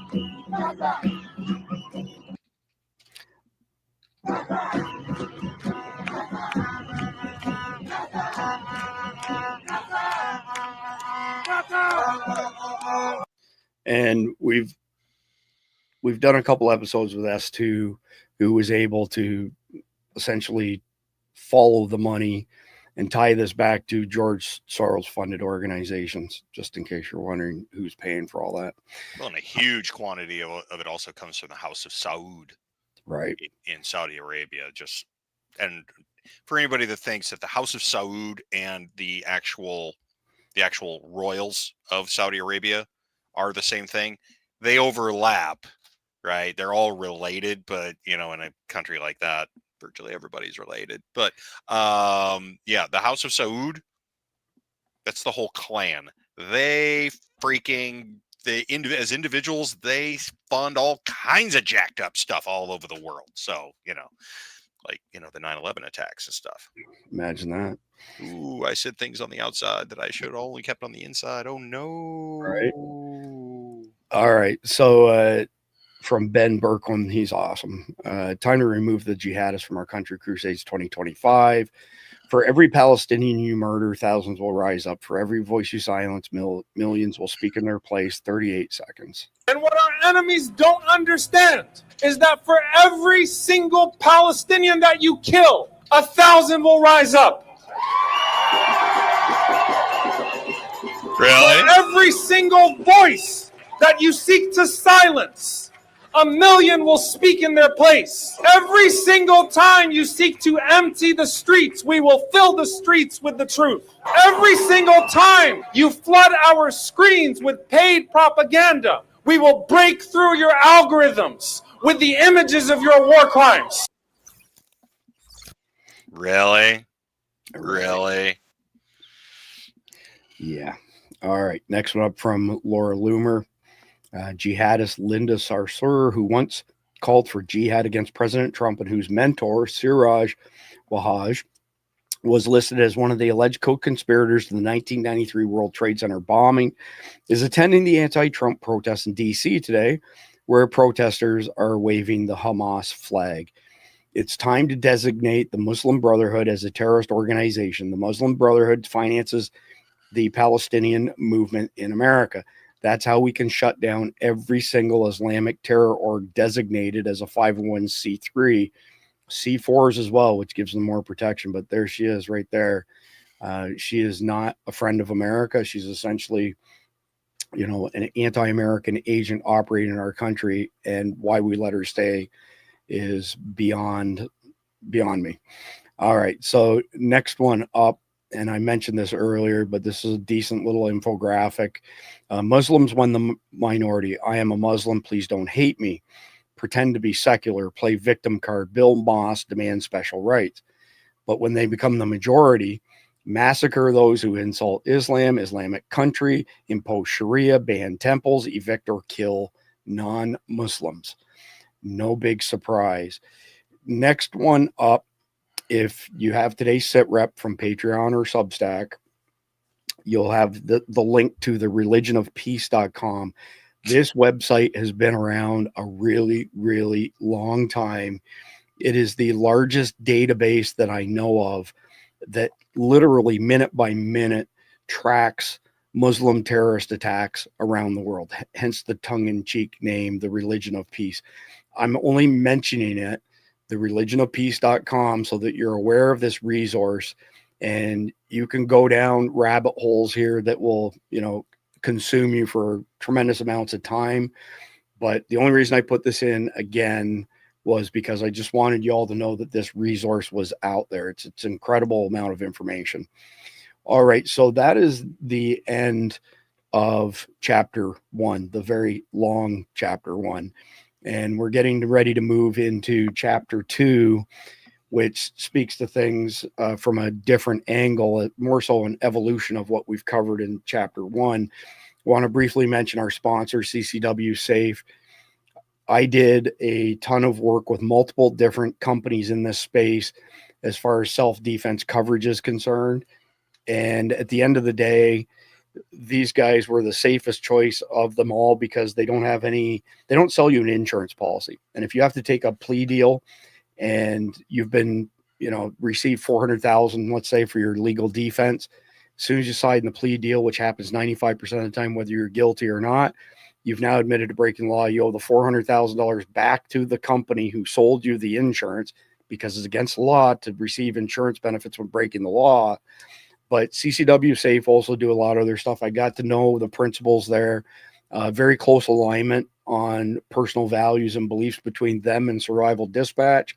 One of the things I really liked is their top tier package, which I have, also pays out claims against you from the civil side. So they'll defend you criminally. They'll defend you civilly. They'll provide all the experts that are needed.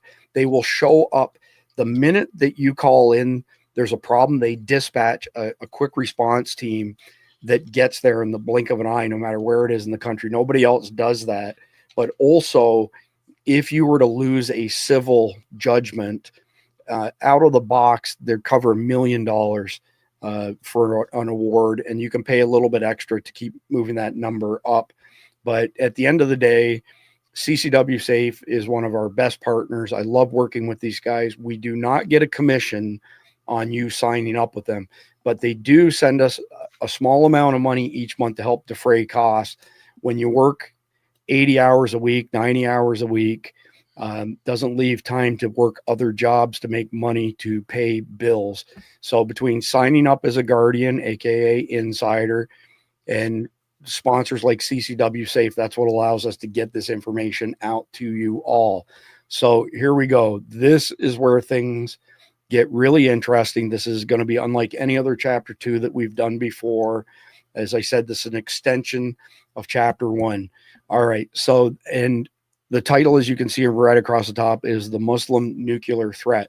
I'm working off of the daily sit rep, the same one that you get when you sign up on Patreon or Substack.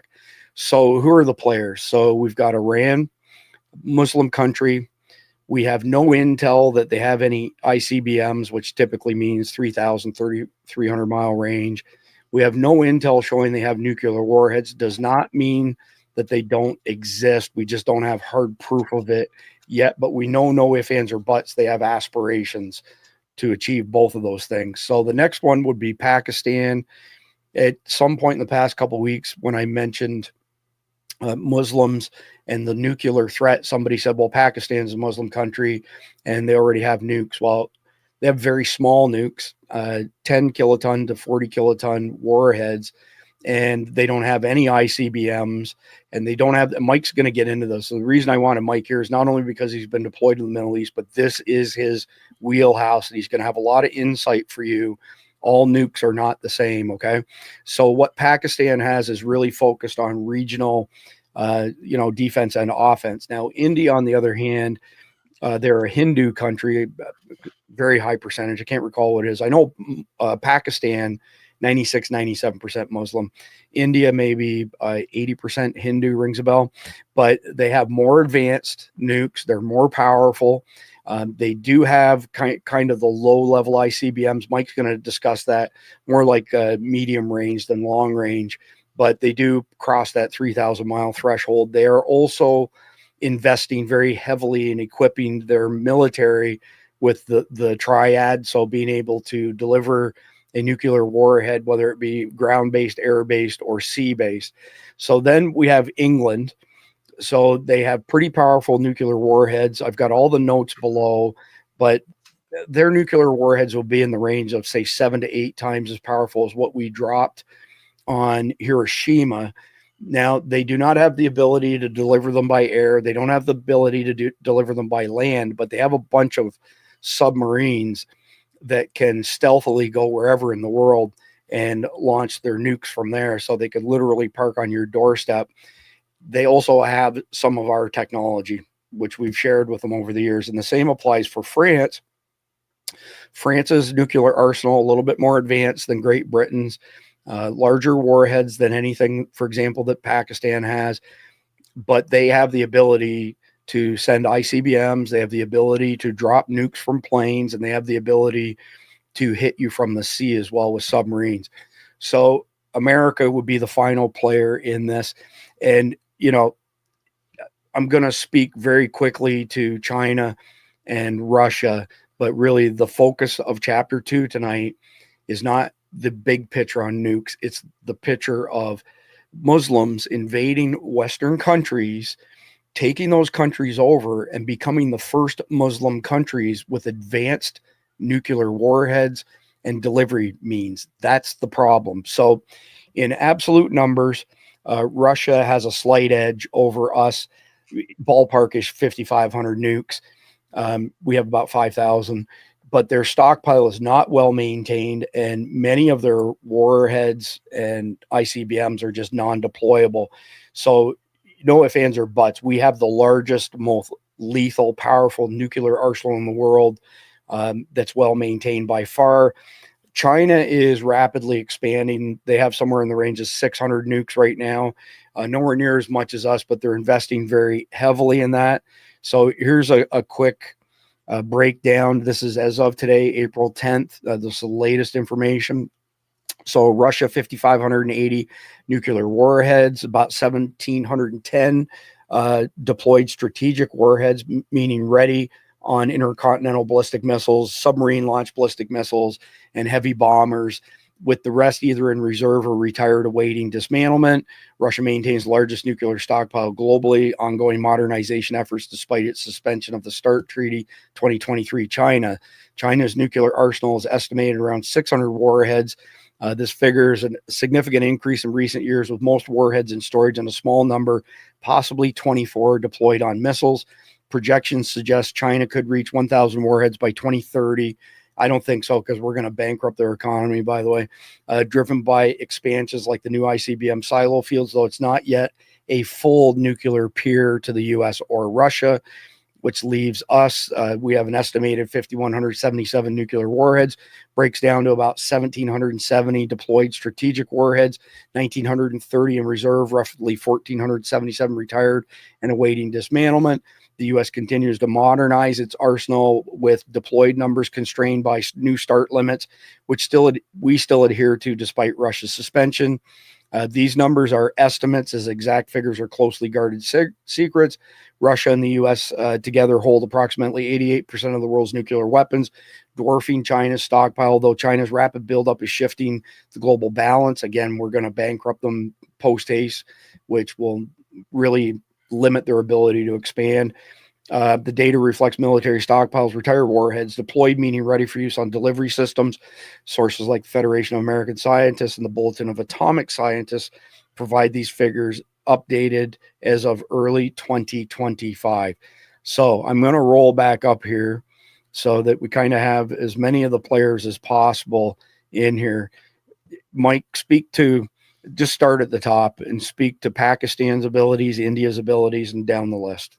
Okay, let's go all the way to the top to Iran first. Oh, sorry, my apologies. One more. And There you by go. the way, I don't know why, but our feeds, at least on Rumble, is very fuzzy. I'm not really sure why. Anyway, something for you to look into. So let me okay. comment on that quickly. Rumble is trying to force every creator to use their garbage Rumble Studio product. And the reason they're doing that is because then they have greater control over advertising injections. So people like Dr. Jason Dean have seen a 90% reduction in views because of what Rumble's doing. We are not going to use Rumble Studio. We use StreamYard. For us, it's the best tool. Other people have their favorites, whatever. And ever since we went to it, we've had our views cut in half by 50%, and they've also downgraded our streams. And you can try hover over it and adjust the little the gear icon. So if you hover over the video and you click it, the quality when it says auto, turn around and try that at either 720 or 1080p and see if it improves for you. But it may not, because again, we're not using their tools, and we're not using their tools because they already hit y'all with enough ads as it is, and you don't need to be hit with any more. All right. Okay. Apologies. Take it away. Nope. No worries. Okay, so let's get into this. All right, so first, Iran. Iran has got great missile technology. They built some real good missiles. That's absolutely for sure. There isn't a single missile that they can get off the ground that the Israelis won't shoot down before it gets very far. Bottom line. And the very moment that the Israelis' sensor system around that they've got arrayed around their country gets a whiff of a spare neutron or electron bouncing around, Iran's had it.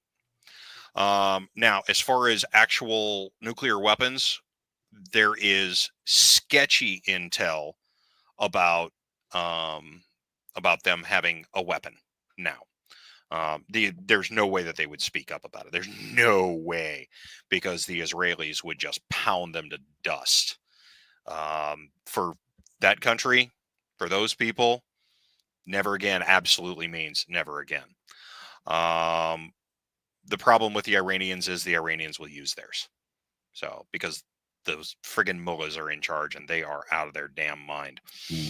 Pakistan, yeah, it's all low yield warheads. No ICBMs, all MRBMs, medium range ballistic missiles.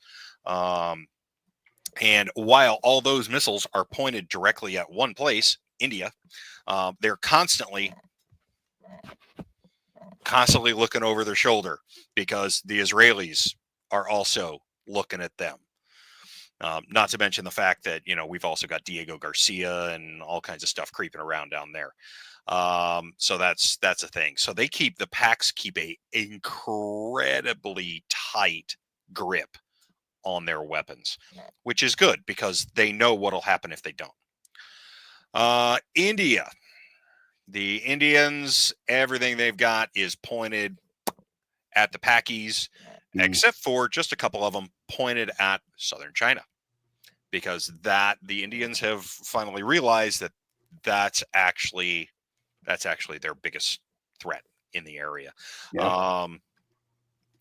Their missile technology is not real great, but you know it'll get through. It'll get by. So I'm really not super concerned about theirs to begin with. Now the UK, England. If we scroll down, so England uses exclusively Trident 2D5 submarine launch ballistic missiles in their systems. They got them all from us, every single one of them.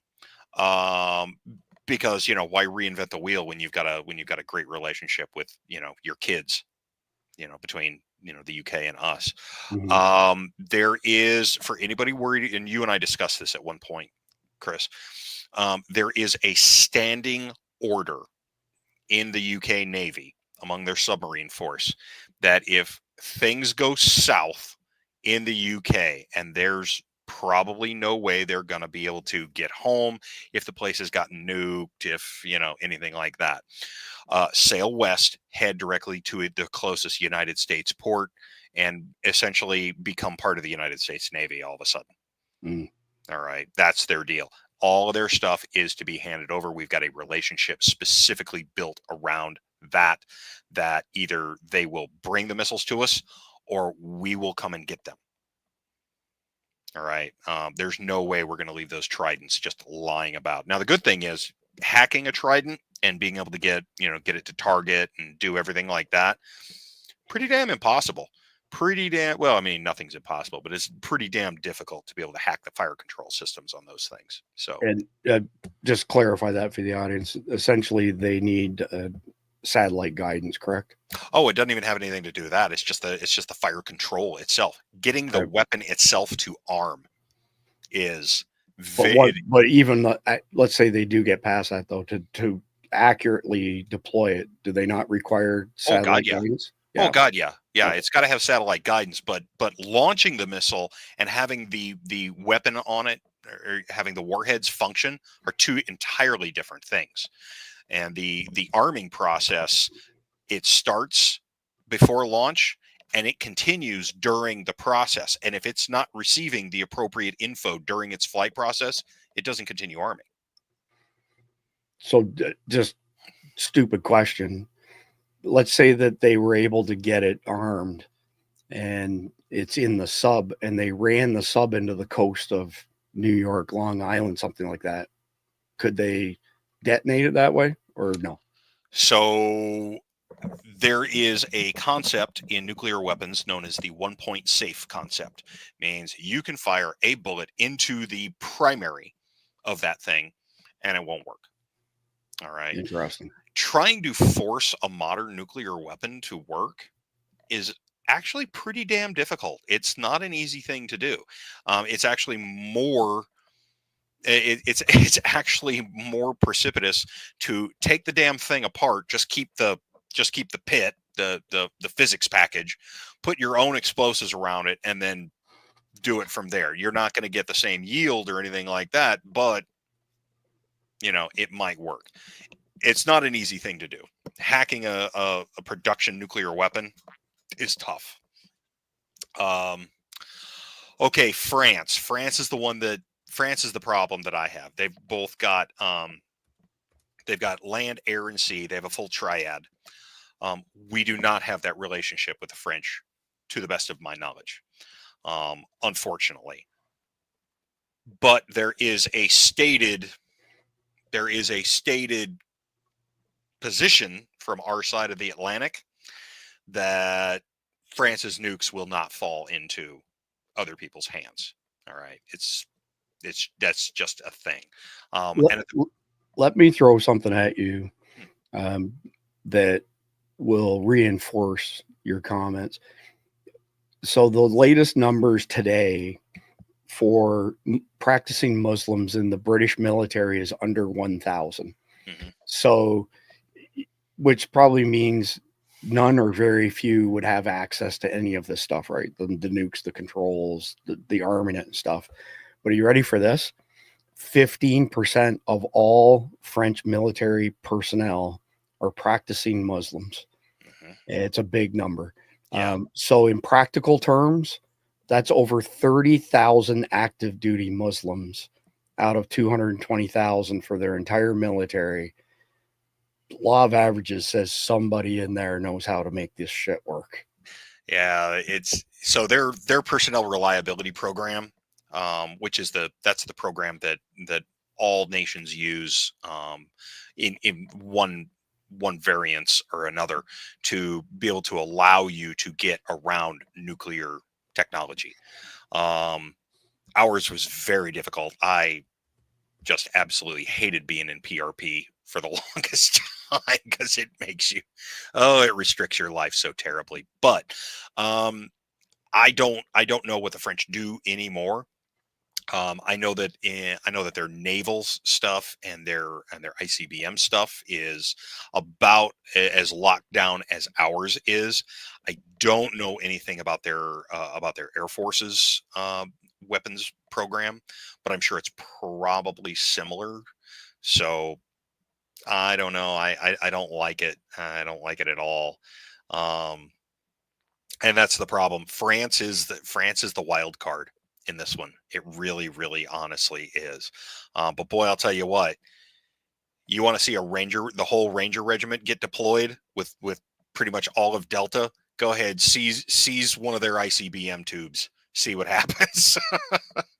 If you think the French are going to handle that one alone, you're fooling yourself. Yeah, there we go. Okay, so British Trident D5, Trident 2 D5s. It's all submarine launch from the UK. That's all they have, which is the exact same stuff that we've got out of their Vanguard submarines. And so the yield around 100 kilotons. When we did the simulation of the Russian attack on Mayport in Jacksonville, you chose a 50 kiloton weapon, and it had pretty significant impact here on north central Florida. But at 100 kilotons, give me an idea. Is it linear? In other words, is the damage twice as much as 50 kilotons, or is it exponential? Like it doesn't, like decibels, for example. You know how 10 decibels isn't 10 decibels higher. It's 10 times. You're approximately going to get about 50% more damage than you would with the 50 kiloton one. Okay, gotcha. Yeah. So, and as noted here, it's 6 to 7 times more powerful than the bomb dropped on Hiroshima. So still pretty significant. Right, which was 13 to 20 kilotons. Now, like it says right there, the exact yield can be adjusted. Okay, dial a yield is a thing. Explain that. I'm not familiar with that. Explain that. So you could tune that thing down to 10 kilotons, or you could tune it up to its full yield, whatever that actual yield is on the top end. Interesting. You also have certain Trident D5s that some will have, what is it, like 6 warheads or 4, something like that. Some will have a single warhead.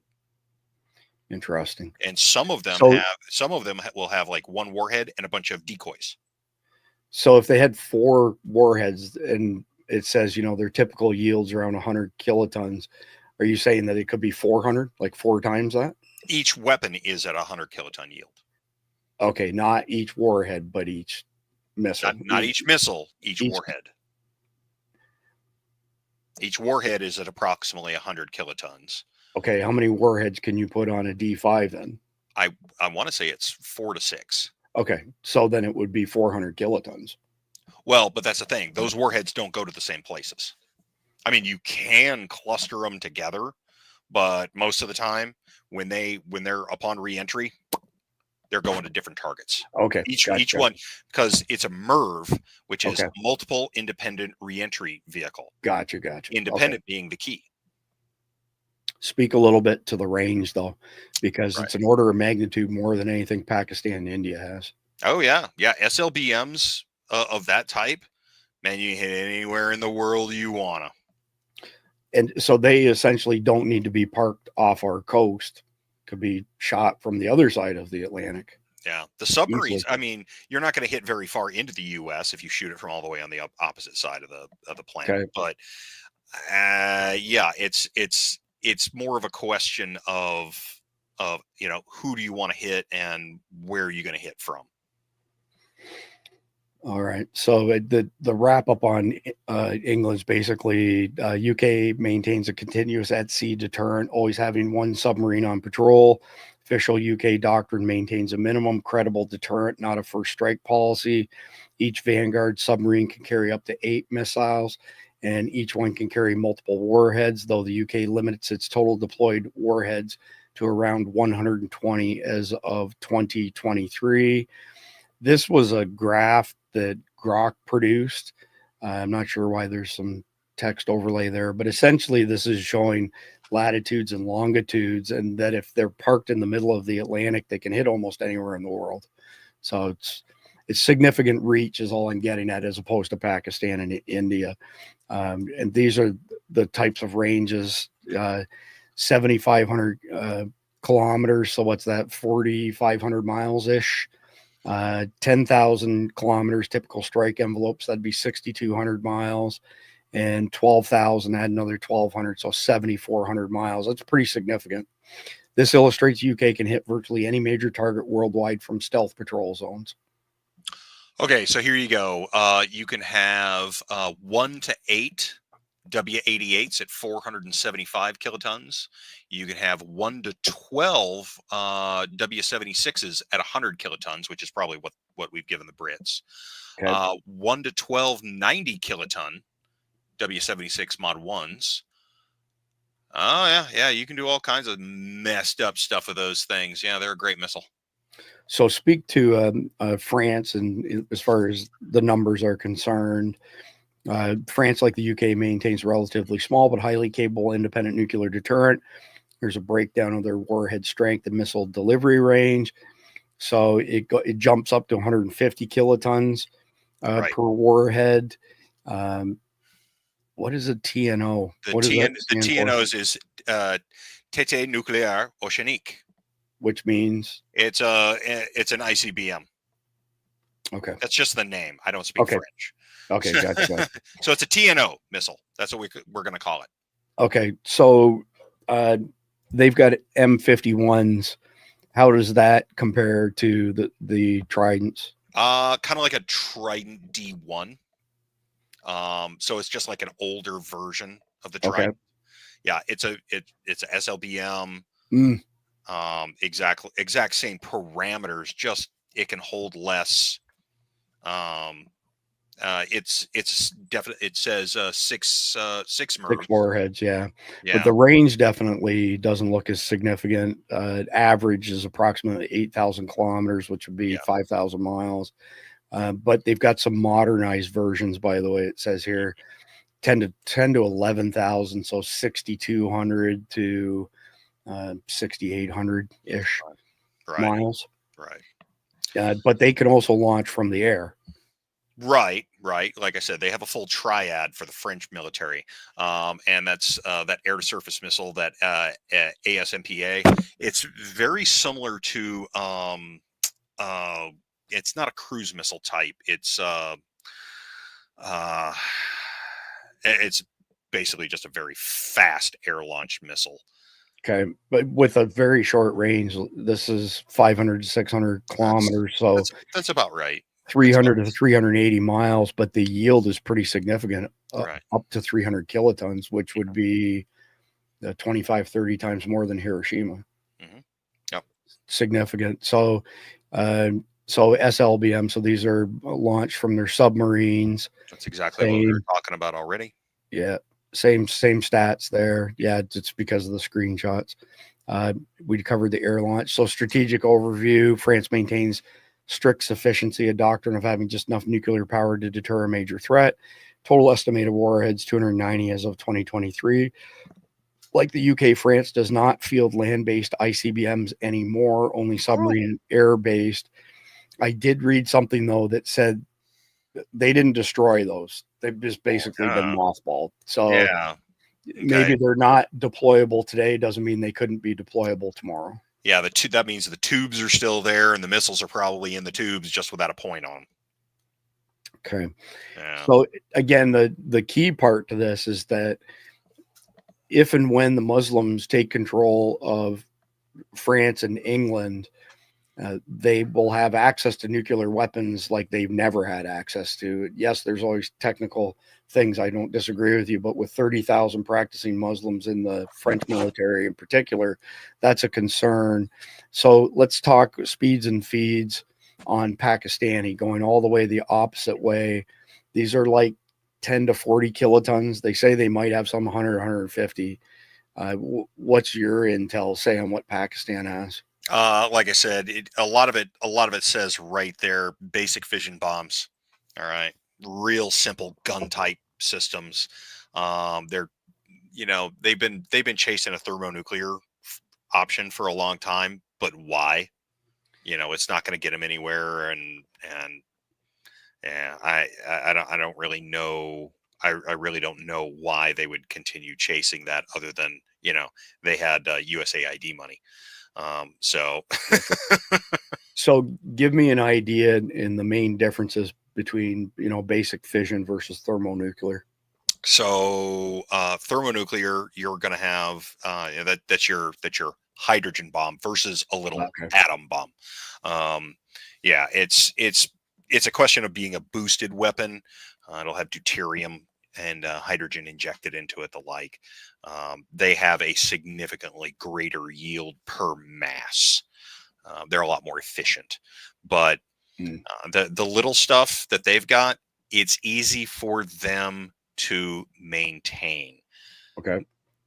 Muslims are awful at maintenance. That's just the bottom line. They are. It's just, it's terrible. Yeah, here. So these are their missile types. Walk us through this. Right. So you notice they're other than the Nasrs, they're all MRBMs, medium range ballistic missiles. What their longest range one is 2,200 kilometers. Not very far at all. And like I said, they're constantly looking over that shoulder because they know Tel Aviv is watching.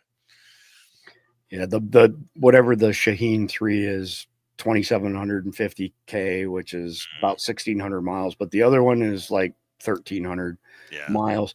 But talk to me about the ability to deliver by F-16s, JF-17s. So are they already armed up for this? I would say that more than likely that would be your Nasrs. Okay. As a short range attack missile. Yeah, either that or they've got or they're going back. I don't know. They may have kept some of their gravity bombs from way back when. Well, I mean, we still keep B-61s and B-63s around, so hell, why not? But yeah, I'm honestly not worried about the Packy. Fair enough. Stuff. It's all tied down, man. Yeah. So the final part on that is for the strategic overview, somewhere around 160, 170 warheads. That's or 2023, 2024 numbers focused on countering India and achieving full spectrum deterrence, strategic plus tactical. Has second strike ambitions, possibly through sea launched cruise missiles. Never happened. So I'm not familiar. What is this Babur? The Babur 3, basically that's what they're trying to build to emulate like a Trident. Okay, gotcha. All right. Or in the not a Trident, I'm sorry, more like a sea launched or a submarine launched Tomahawk. Okay. Yeah. So it's a cruise missile with a very small nuclear warhead on board. Gotcha. Yeah. All right. So India has developed a steadily growing sophisticated nuclear arsenal focused on regional deterrence, especially against China and Pakistan. China, as you mentioned, breakdown of power and its ICBM. So it looks like they've got warheads at least 200 kilotons, but potentially as much as 300 kilotons, possibly more, with future thermonuclear capability. Speak to what the Indians have relative to the Pakistanis as far as their reach and devastation is concerned. So for starters, the Indians are great at maintenance. So their weapons are going to last a whole lot longer. And their weapons are actually going to get off the ground, all the way off the ground, and probably most of the way to target as well. let's see, we're looking at strategic warheads, 20 to 200 kilotons, looking at a possible 300 kiloton. Why you would need that in a country the size of Pakistan, I have no idea. Possibly more with a thermonuclear capacity. Tactical warheads, if deployed, likely 15 to 40 kilotons, because the Pakistan and India are still in that thought process that, oh no, we could possibly have battlefield nukes. Okay. Yeah, they don't work, guys. It don't work. It ain't a good thing. But you know, if you need to stop the Paki army when your army has collapsed, yeah, sometimes a nuke is an option. So talk about the missiles here that are, they're right on the bubble for ICBM, right? Right. 5,000 to 5,500 be 3,000 to 3,300 miles. Right. So you've got a bare bones variant of an ICBM. Those are more for, I would say those are more for China than for, shooting at the Pakis. Those IRBMs, those Agni 4s. Mm-hmm. Yeah, that's plenty. 3,500 to 4,000 kilometers. Yeah.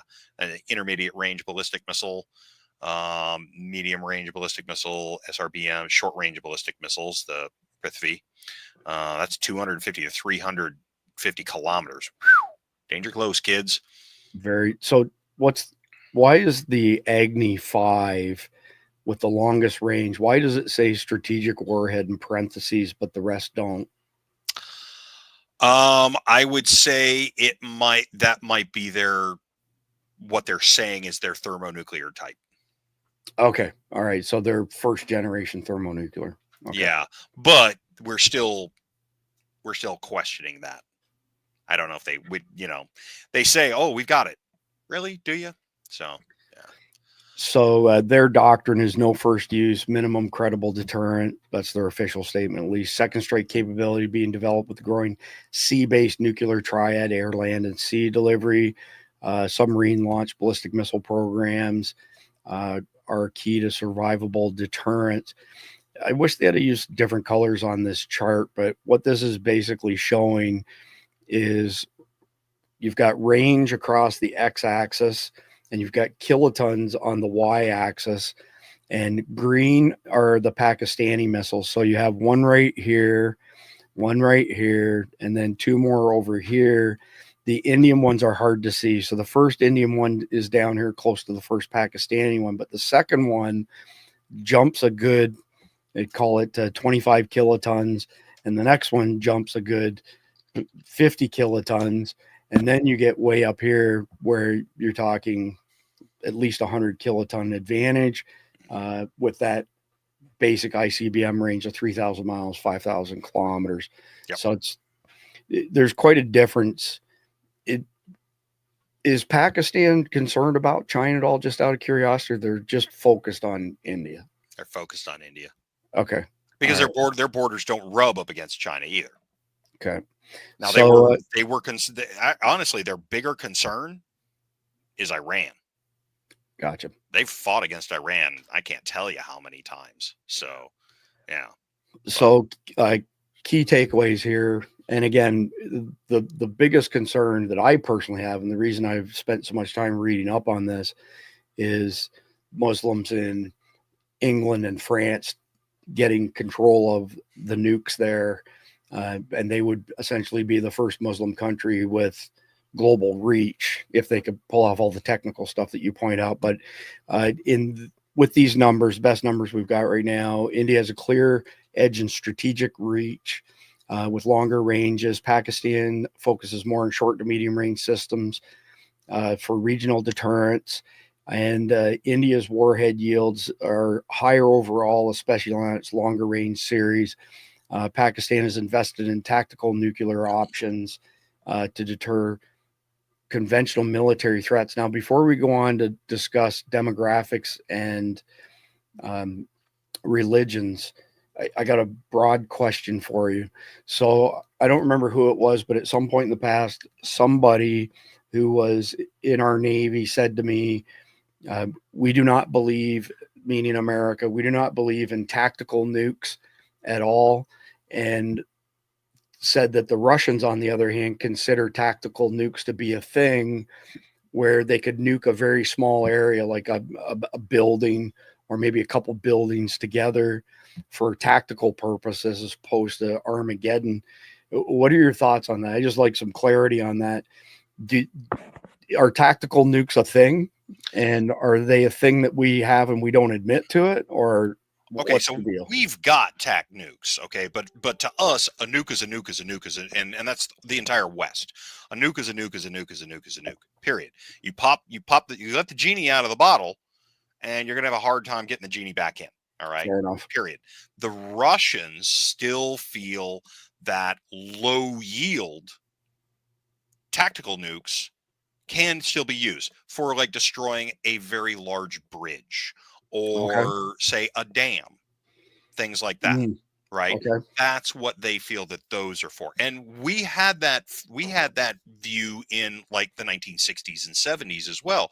And then finally somebody came to their senses and said, yeah, no, kids. No, we don't need to be doing that crap, man. A nuke is a nuke is a nuke. As soon as you let that magic mushroom maker out, yeah, the magic mushroom comes, it's over. All right. Things are going to be bad. Now, one thing that go ahead. Well, no, I want to go to the next question, and it's a little bit off topic as far as the Muslim side is concerned, but I'm curious about it. I read an article a few years back. I can't confirm the accuracy or anything like that, but whoever wrote it took a position that the Russians have a significant number of high altitude nukes that are designed to go off in the air at a significant height so that they would blanket an area in electromagnetic pulses. And this person said, we don't have that technology. We haven't pursued it. Again, I can't speak to the accuracy of it, but now I'm curious, is that something that the Russians have really, focused on for EMP purposes, or is it just BS? You got three countries. So, okay, you can get an electromagnetic pulse out of any nuclear weapon above an appropriate yield, and that yield threshold is 1.18 megatons, not kilotons. Oh, wow. Megatons. Okay. That's your low end threshold. All right. Wow. Yeah. Okay, so and a megaton being 1,000 kilotons. Right. So you got to have quite a bit of juice there. Gotcha. However, it's not going to be very good. Okay. Now, they cracked the code in the late 60s. Us, Russia, China were the only countries that specifically designed and manufactured nuclear weapons specifically designed for use as an EMP weapon. All right. Okay. All that being said, right, and those are optimized for EMP. Like I said, you can get them out of there. The same thresholds still are required, right? But it's not. And I want to tell everybody out there in the audience tonight, guys. I liked 1 Second After as well. Great book, good drama, terrible science. Okay, it don't work that way. Bottom line, we've actually pursued a lot of this stuff here on Survival Dispatch over the years. We've got a lot of stuff on this. It don't work that way. All right. You're not going to shut down North America with one EMP device. It's just not going to happen. You're pretty much probably going to wind up needing about 5 of them. In an overlapping form. But again, they're going to wind up being significantly high yield. And at this point, there's only 3 countries in the entire world that can field that kind of weapon, period. And that's us, Russia, and China. All right. It's a big weapon. You got to get it to the appropriate point in space, which is a deal, because a multi-megaton warhead is heavy as hell. Okay, what would be the largest payload in megatons for us, Russia, and China? Just out of curiosity. Currently, yeah. Currently, I think the Russians have a warhead, part of the Satans. series, and they're no longer the SS-18s anymore. They had one back in the day that was a 25 megaton city buster. Wow. Yeah, it was a wow beast, man. It was the only warhead. It was their biggest missile that they had. And now they have I want to say it's the SS-27, something like that. It's the Satan 2. And I think that I think they're with us and cracking around somewhere around like the 5 megaton sizes. Nobody's going for immense weapons anymore. They're really not. I mean, the Russians cracked the whole Tsar Bomba thing, and that weapon was 52 megatons when they popped it, but it was a dial yield. It was supposed to be 100 megatons. Wow. And the scientists dialed that thing out without permission. And yeah, they still, I mean, it was massive. The problem was the scientists were afraid that they were going to set the atmosphere on fire, the atmosphere of the planet. So, you know, that's interesting. I just asked Grok for some numbers on this, and it said the maximum yield, as far as what we've been willing to admit to, is 25 megatons. So you hit that on the money. And here's interesting. They had a hydrogen bomb that was designated as 100 megaton, just as you said. The Tsar Bomba. It was 50. Yeah, it was 50 megatons. Dialed down. So right now it's saying the Russians potentially have some, like you mentioned, the Satan 2, 20-25 megaton range. And it's saying that the largest that China has been able to build is 4 megatons. But most of their big boys today are like 2 megatons. Yeah. A little bit more maybe. The biggest problem that everybody has is not, you know, the missile. Okay, the missiles are fairly easy to build. It's getting past that 300 megaton or kiloton line. Okay. You got to get past the 300 kiloton line. And at that point, that's when you have to start putting in multiple secondaries. And the timing is an absolute bear on that kind of stuff. You have to have you get your deuterium and your hydrogen injections at a certain point, stuff like that. And it's all timing. It's a massive pain. It's all a real big issue. Now, let's talk about the Russian and Chinese stuff real fast. Okay. The Russian stuff, I know several folks that I used to work with that were on the START treaty investigation teams. Okay. After the Soviet Union came down, when they were helping them tear down some of their big stuff. And they said there was not a single solitary one of their ICBMs and MRBMs that they didn't break open to find most of the wiring had all of the insulation chewed off, and there were mouse nests inside the nose cones of the missiles. Wow. Over and over and over again. They were like, it's like every single one. Now, are you going to show your treaty observers your best and finest? Probably not, but it was epidemic. It was in almost every single solitary weapon. Wow. So that tells you a lot right there about their stuff, because the Russians, well, the Soviets were terrible at their maintenance. All right. Because, well, vodka. So, now, the Chinese, I think our numbers on here for the Chinese are off. They installed a whole boatload of, they put in like, I want to say 3 ICBM farms just over the last couple of years. Now, whether they loaded those or not, we don't really know. But I would be willing to bet that they have upped the quantity of ICBMs that they have to probably close to 100. If they've been able to load those holes, I don't know. That's a lot of money. So that's a question. Now, also and then back to the Russians again, for sea-launched ballistic missiles. Let's look at the Russian Navy, man. The Russian Navy is bad right now to include their Typhoon subs. That's their primary missile subs. And man, I mean, there's huge quantities of the Russian Navy just rusted. And that's going to take still more decades. Just having the fuel in the plants go bad while they're sitting at dock, rusting at a dockside.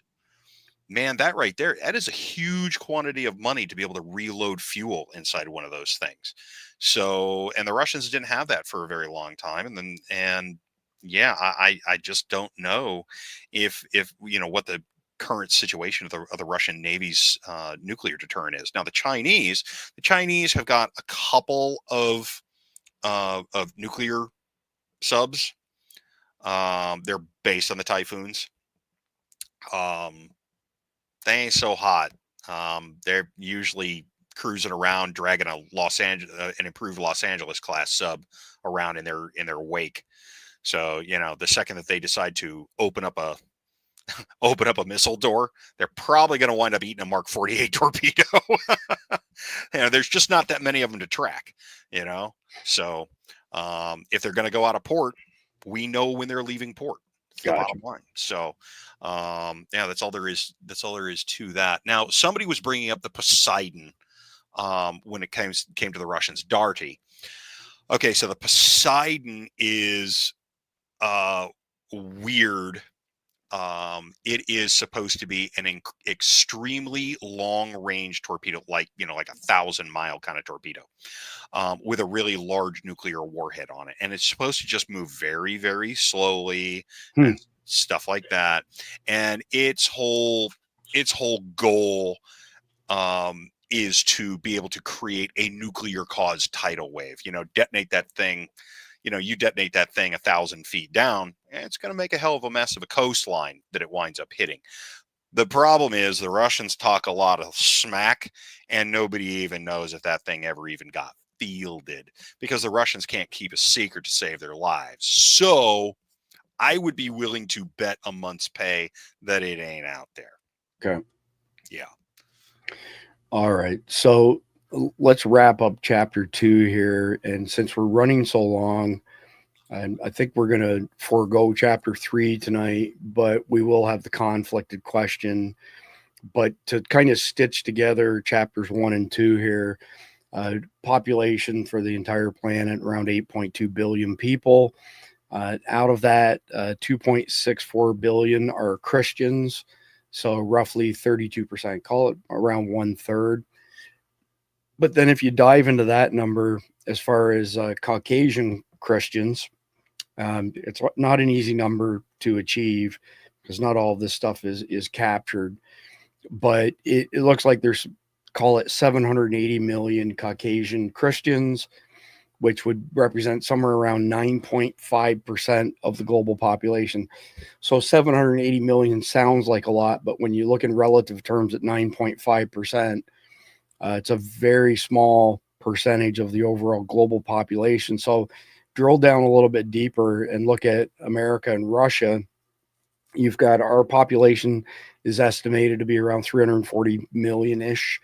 And that's only 4.16% of the entire global population. Russia's population is around 140 million, so about 200 million less than us, which is 1.72% of the global population. And the reason I wanted to pull those up is because we're the largest and Russia's the second largest Christian nations in the world. And yet we represent such a very small percentage of global numbers. So in the U.S., around 65% of Americans identify as Christian, down, compared to historical figures. And so call it 220 million Christians in America.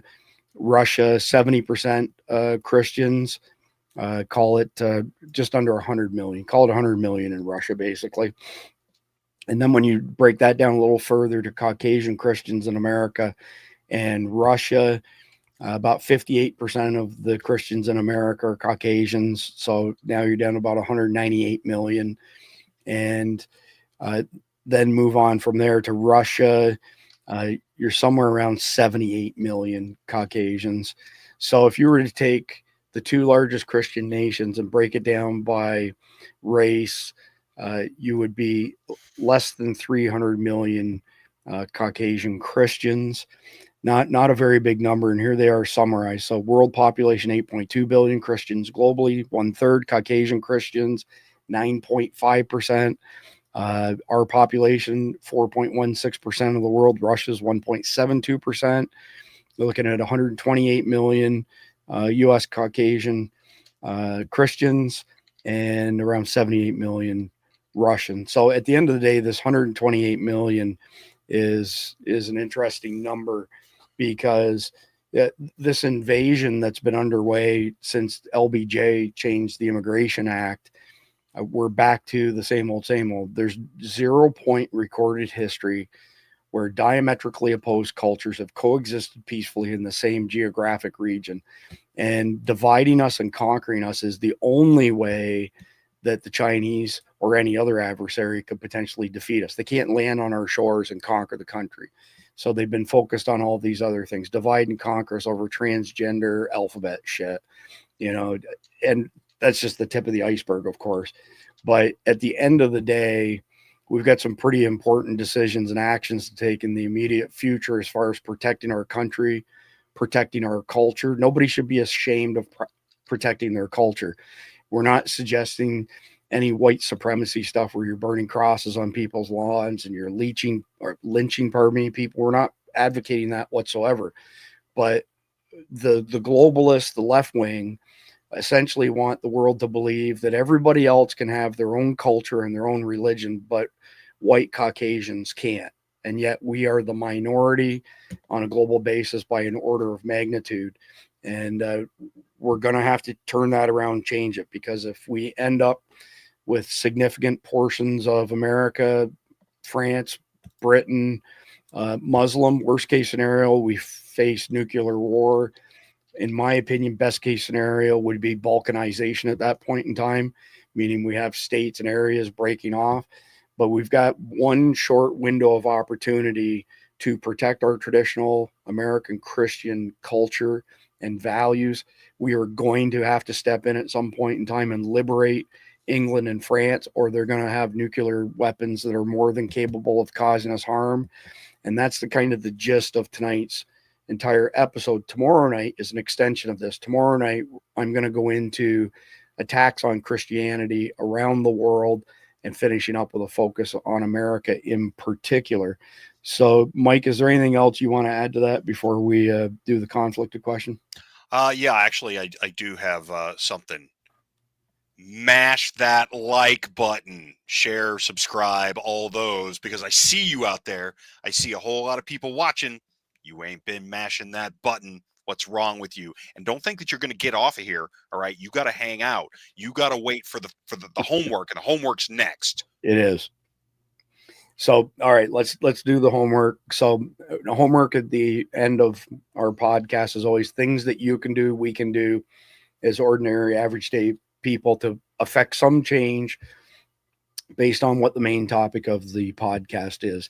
So, essentially, when Muslims take over Great Britain and France, gain control of the UK's Trident nukes, 225 warheads, France's arsenal, around 290 warheads, they'll have long-range nuclear capabilities of hitting anywhere from Moscow to, say, New York.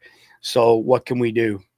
If you're in the UK or France, I'm sorry the way this sounds, but this is essentially the end of chapter 3. So we always warn people, once we get from chapter 2 into chapter 3, there might be some profanity.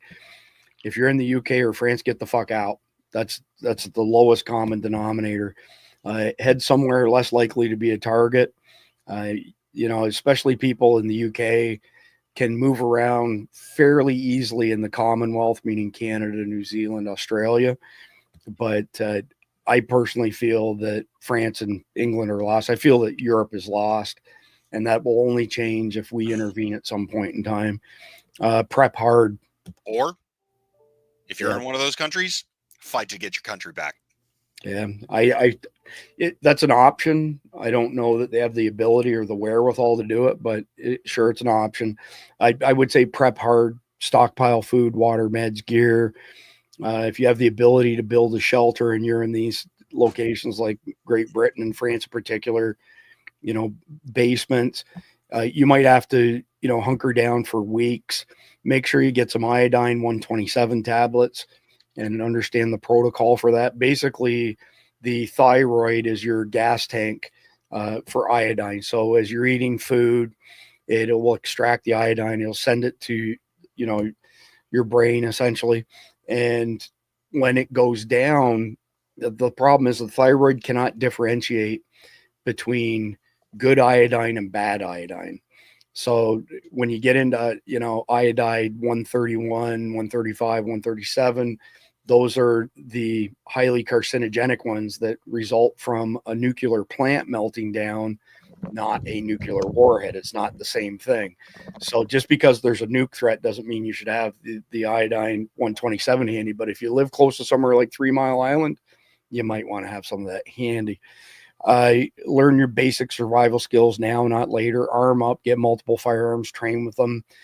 Chaos follows power shifts, so protect yourself and your family. If there's a breakdown, WROL, World Without Rule of Law. Spread the word, use whatever platforms you've got, X, word of mouth, whatever, to warn others. If the fanatics get the nukes, people need to know who's got the button and what they might use. And push back, join others who resist. Average folks we can't storm like missile silos, but we can definitely disrupt bad governments doing bad things. And at the end of the day, that's another reason, Mike, that I feel like France and England are lost. Their politicians are literally allowing a self-inflicted genocide. They don't seem to have the wherewithal to do anything but. Agree. But at least I do still have some faith in the Royal Navy. They're going to pick up their stuff and they're going to leave. They're at least smart enough to be able to do that sort of thing. And if not, we go grab it. Oh, that's good. That's great input, Mike. Anything else you want to add before you? Actually, we've got to do the Patreon Substack stuff quickly. I'm just going through my notes. But before that, do you have anything else you want to add for the average person that they can do? that pretty well covers the whole thing. Okay.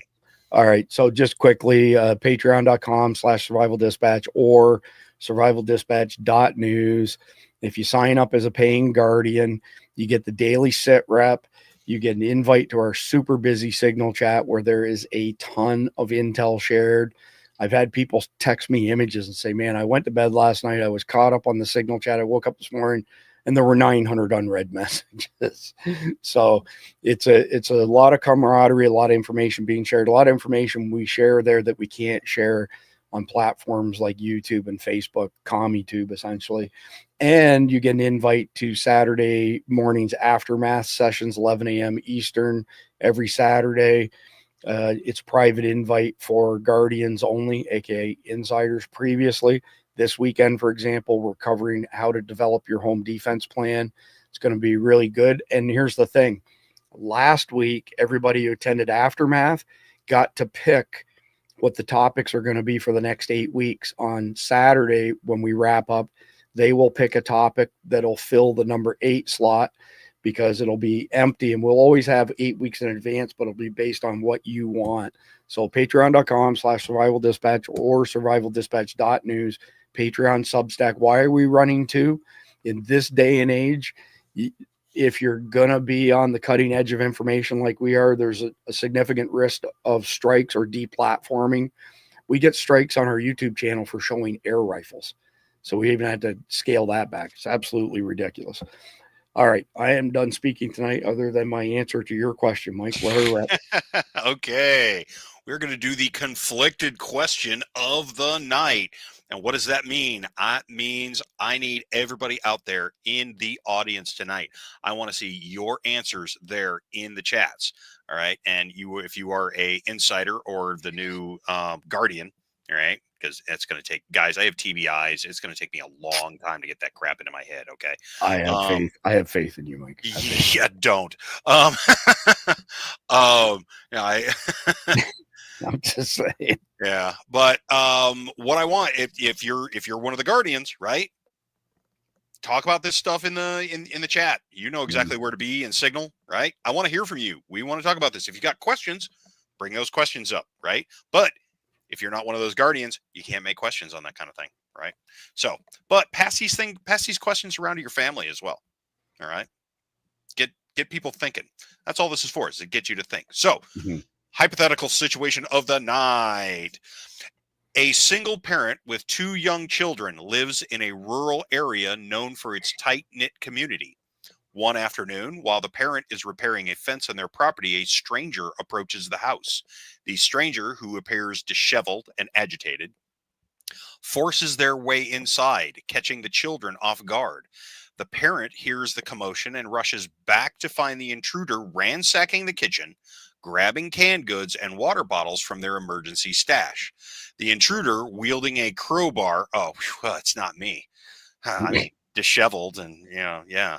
The intruder, wielding a crowbar, yells that they've been on the run and haven't eaten in days. You sure this isn't me? Anyway, the parent keeps a loaded shotgun in a nearby closet for protection, but knows the community values helping those in need. The children are terrified, hiding behind furniture as the intruder grows more frantic, demanding everything the family has. Now here's the question for you. When this desperate stranger invades your home and threatens your children's safety, how do you weigh the moral obligation to preserve your family's resources and security against the value of showing mercy to someone clearly suffering? Would you resort to lethal force to neutralize the threat? Or would you attempt to negotiate and offer aid, risking your family's well-being for the sake of a higher ethical standard? And go. Well, interesting question. And we didn't pick this particular question, but interesting question in light of this Saturday, we're going to be doing the home defense plan stuff, right? So, and it kind of speaks to this. So if you have a home defense plan, it starts with essentially fortification. And let's face it, if somebody wants in, no matter what you do for fortification, they're going to get in. It's not about stopping them from getting in. It's about slowing them down so that you have time to react and do whatever you need to do to defend yourself and your family. So the problem with this is that, the home should have been secured so that the children weren't overpowered by somebody to come through the door. Doesn't cost much to have outdoor cameras, Ring doorbells, those sort of things. Doesn't take much to tell your kids, you do not open the door. You can talk to them, through the speaker system that comes with it. And that in turn gives them time to alert you as a parent, whether you're in the house or in the backyard, that something's going on. And, let's face it, if you live somewhere that this is more likely to happen, then it would behoove you to carry all the time anyway. I've got some shirts, and when we tackle defending yourself and your family in an upcoming aftermath webinar, essentially, which again is just for guardians, I'll show some of the shirts that I have that have built-in pockets or Velcro for firearms to carry them. And, you put a long sleeve shirt over top, or even a short sleeve shirt, but a shirt that's unbuttoned, have super fast access to your weapon. It's comfortable, especially in the heat here in Florida, easy to recover your weapon. Why do I say that? If you force your way into my home and you threaten my kids and you start stealing my shit, you're going to get high-speed lead poisoning. End of story. No ifs, ands, or buts. You have a crowbar. You're threatening my kids. I have the right in the state of Florida and Texas as well, and many other states, to protect my castle and to stand my ground. And you're not coming into my house and threatening my family and leaving. Not under your own power, at least. Ain't going to happen. I'm not an attorney. I'm not giving you legal advice. Take it away, Mike. None of us are attorneys giving legal advice. These are personal opinions. Correct. But you have to look at this guy. This guy, he's in need. He's hungry. He's thirsty. You know what, buddy? Hey, I get it. Why don't you go ahead, step on over here, And we'll go ahead, we'll get you sorted out and send you on your way. You know what? As a matter of fact, I think I got a good pair of shoes here that would probably fit you. And I'm all about some Christian compassion. Why don't you go ahead and step over here into the living room area, and we'll go ahead and get that started for you. And then I'm going to smoke you like a pack of camels right then and there, the second I've got you away from my kids, because you are going down, buddy. Yeah, as soon as I get you relaxed and away from my kids, you are done. And the kids will help me dig the hole for it. Or you could just call up our good friend Jeff MD and borrow some of his pigs. I mean, I don't have to borrow pigs around here. Which by the way, Mike and I are now in possession of video evidence of Jeff MD being taken to the ground by Jeff Nicholas with the glove. And it happened yesterday, and he texted me, and I said, video or it didn't happen. And he pulled through today and got me the video. He's part of the club now. Mike has not experienced that glove. There's other gloves, but he hasn't. He hasn't. He's a Navy program. What? and from now on, I lobby that we should call that DOS glove. Yeah, I'm okay with that. Yeah. Yep. But anyway, yeah, I mean, this individual has broken into my home, threatened me, threatened my children, and is threatening to steal valuable resources. Nah, you're done. You're done, son. It's over with. I'm gonna talk you into a position where I'm gonna be able to get you completely clear of my kids, and then smoking you like cools. So before we wrap up, we've got a really good video by the way that's on makes fun of Benny Shapiro. It's funny as all get out, and it's a few minutes long. But before we go to that, I appreciate Lower Class Citizen pointing this out, calling 2 ambulances that day. And what he's basically referring to here is that I was instructed by a 30-year PD detective, Port Orange detective, years ago, and said, if you're in a citizen-involved shooting, when you call 911, you don't say I shot somebody. You say somebody's been shot, and I need you to send 2 ambulances.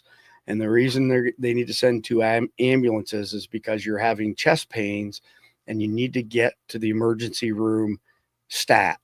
And what that does is stops you from stepping on your dick and saying something while you're under tremendous anxiety after just shooting somebody that could potentially be used against you in court.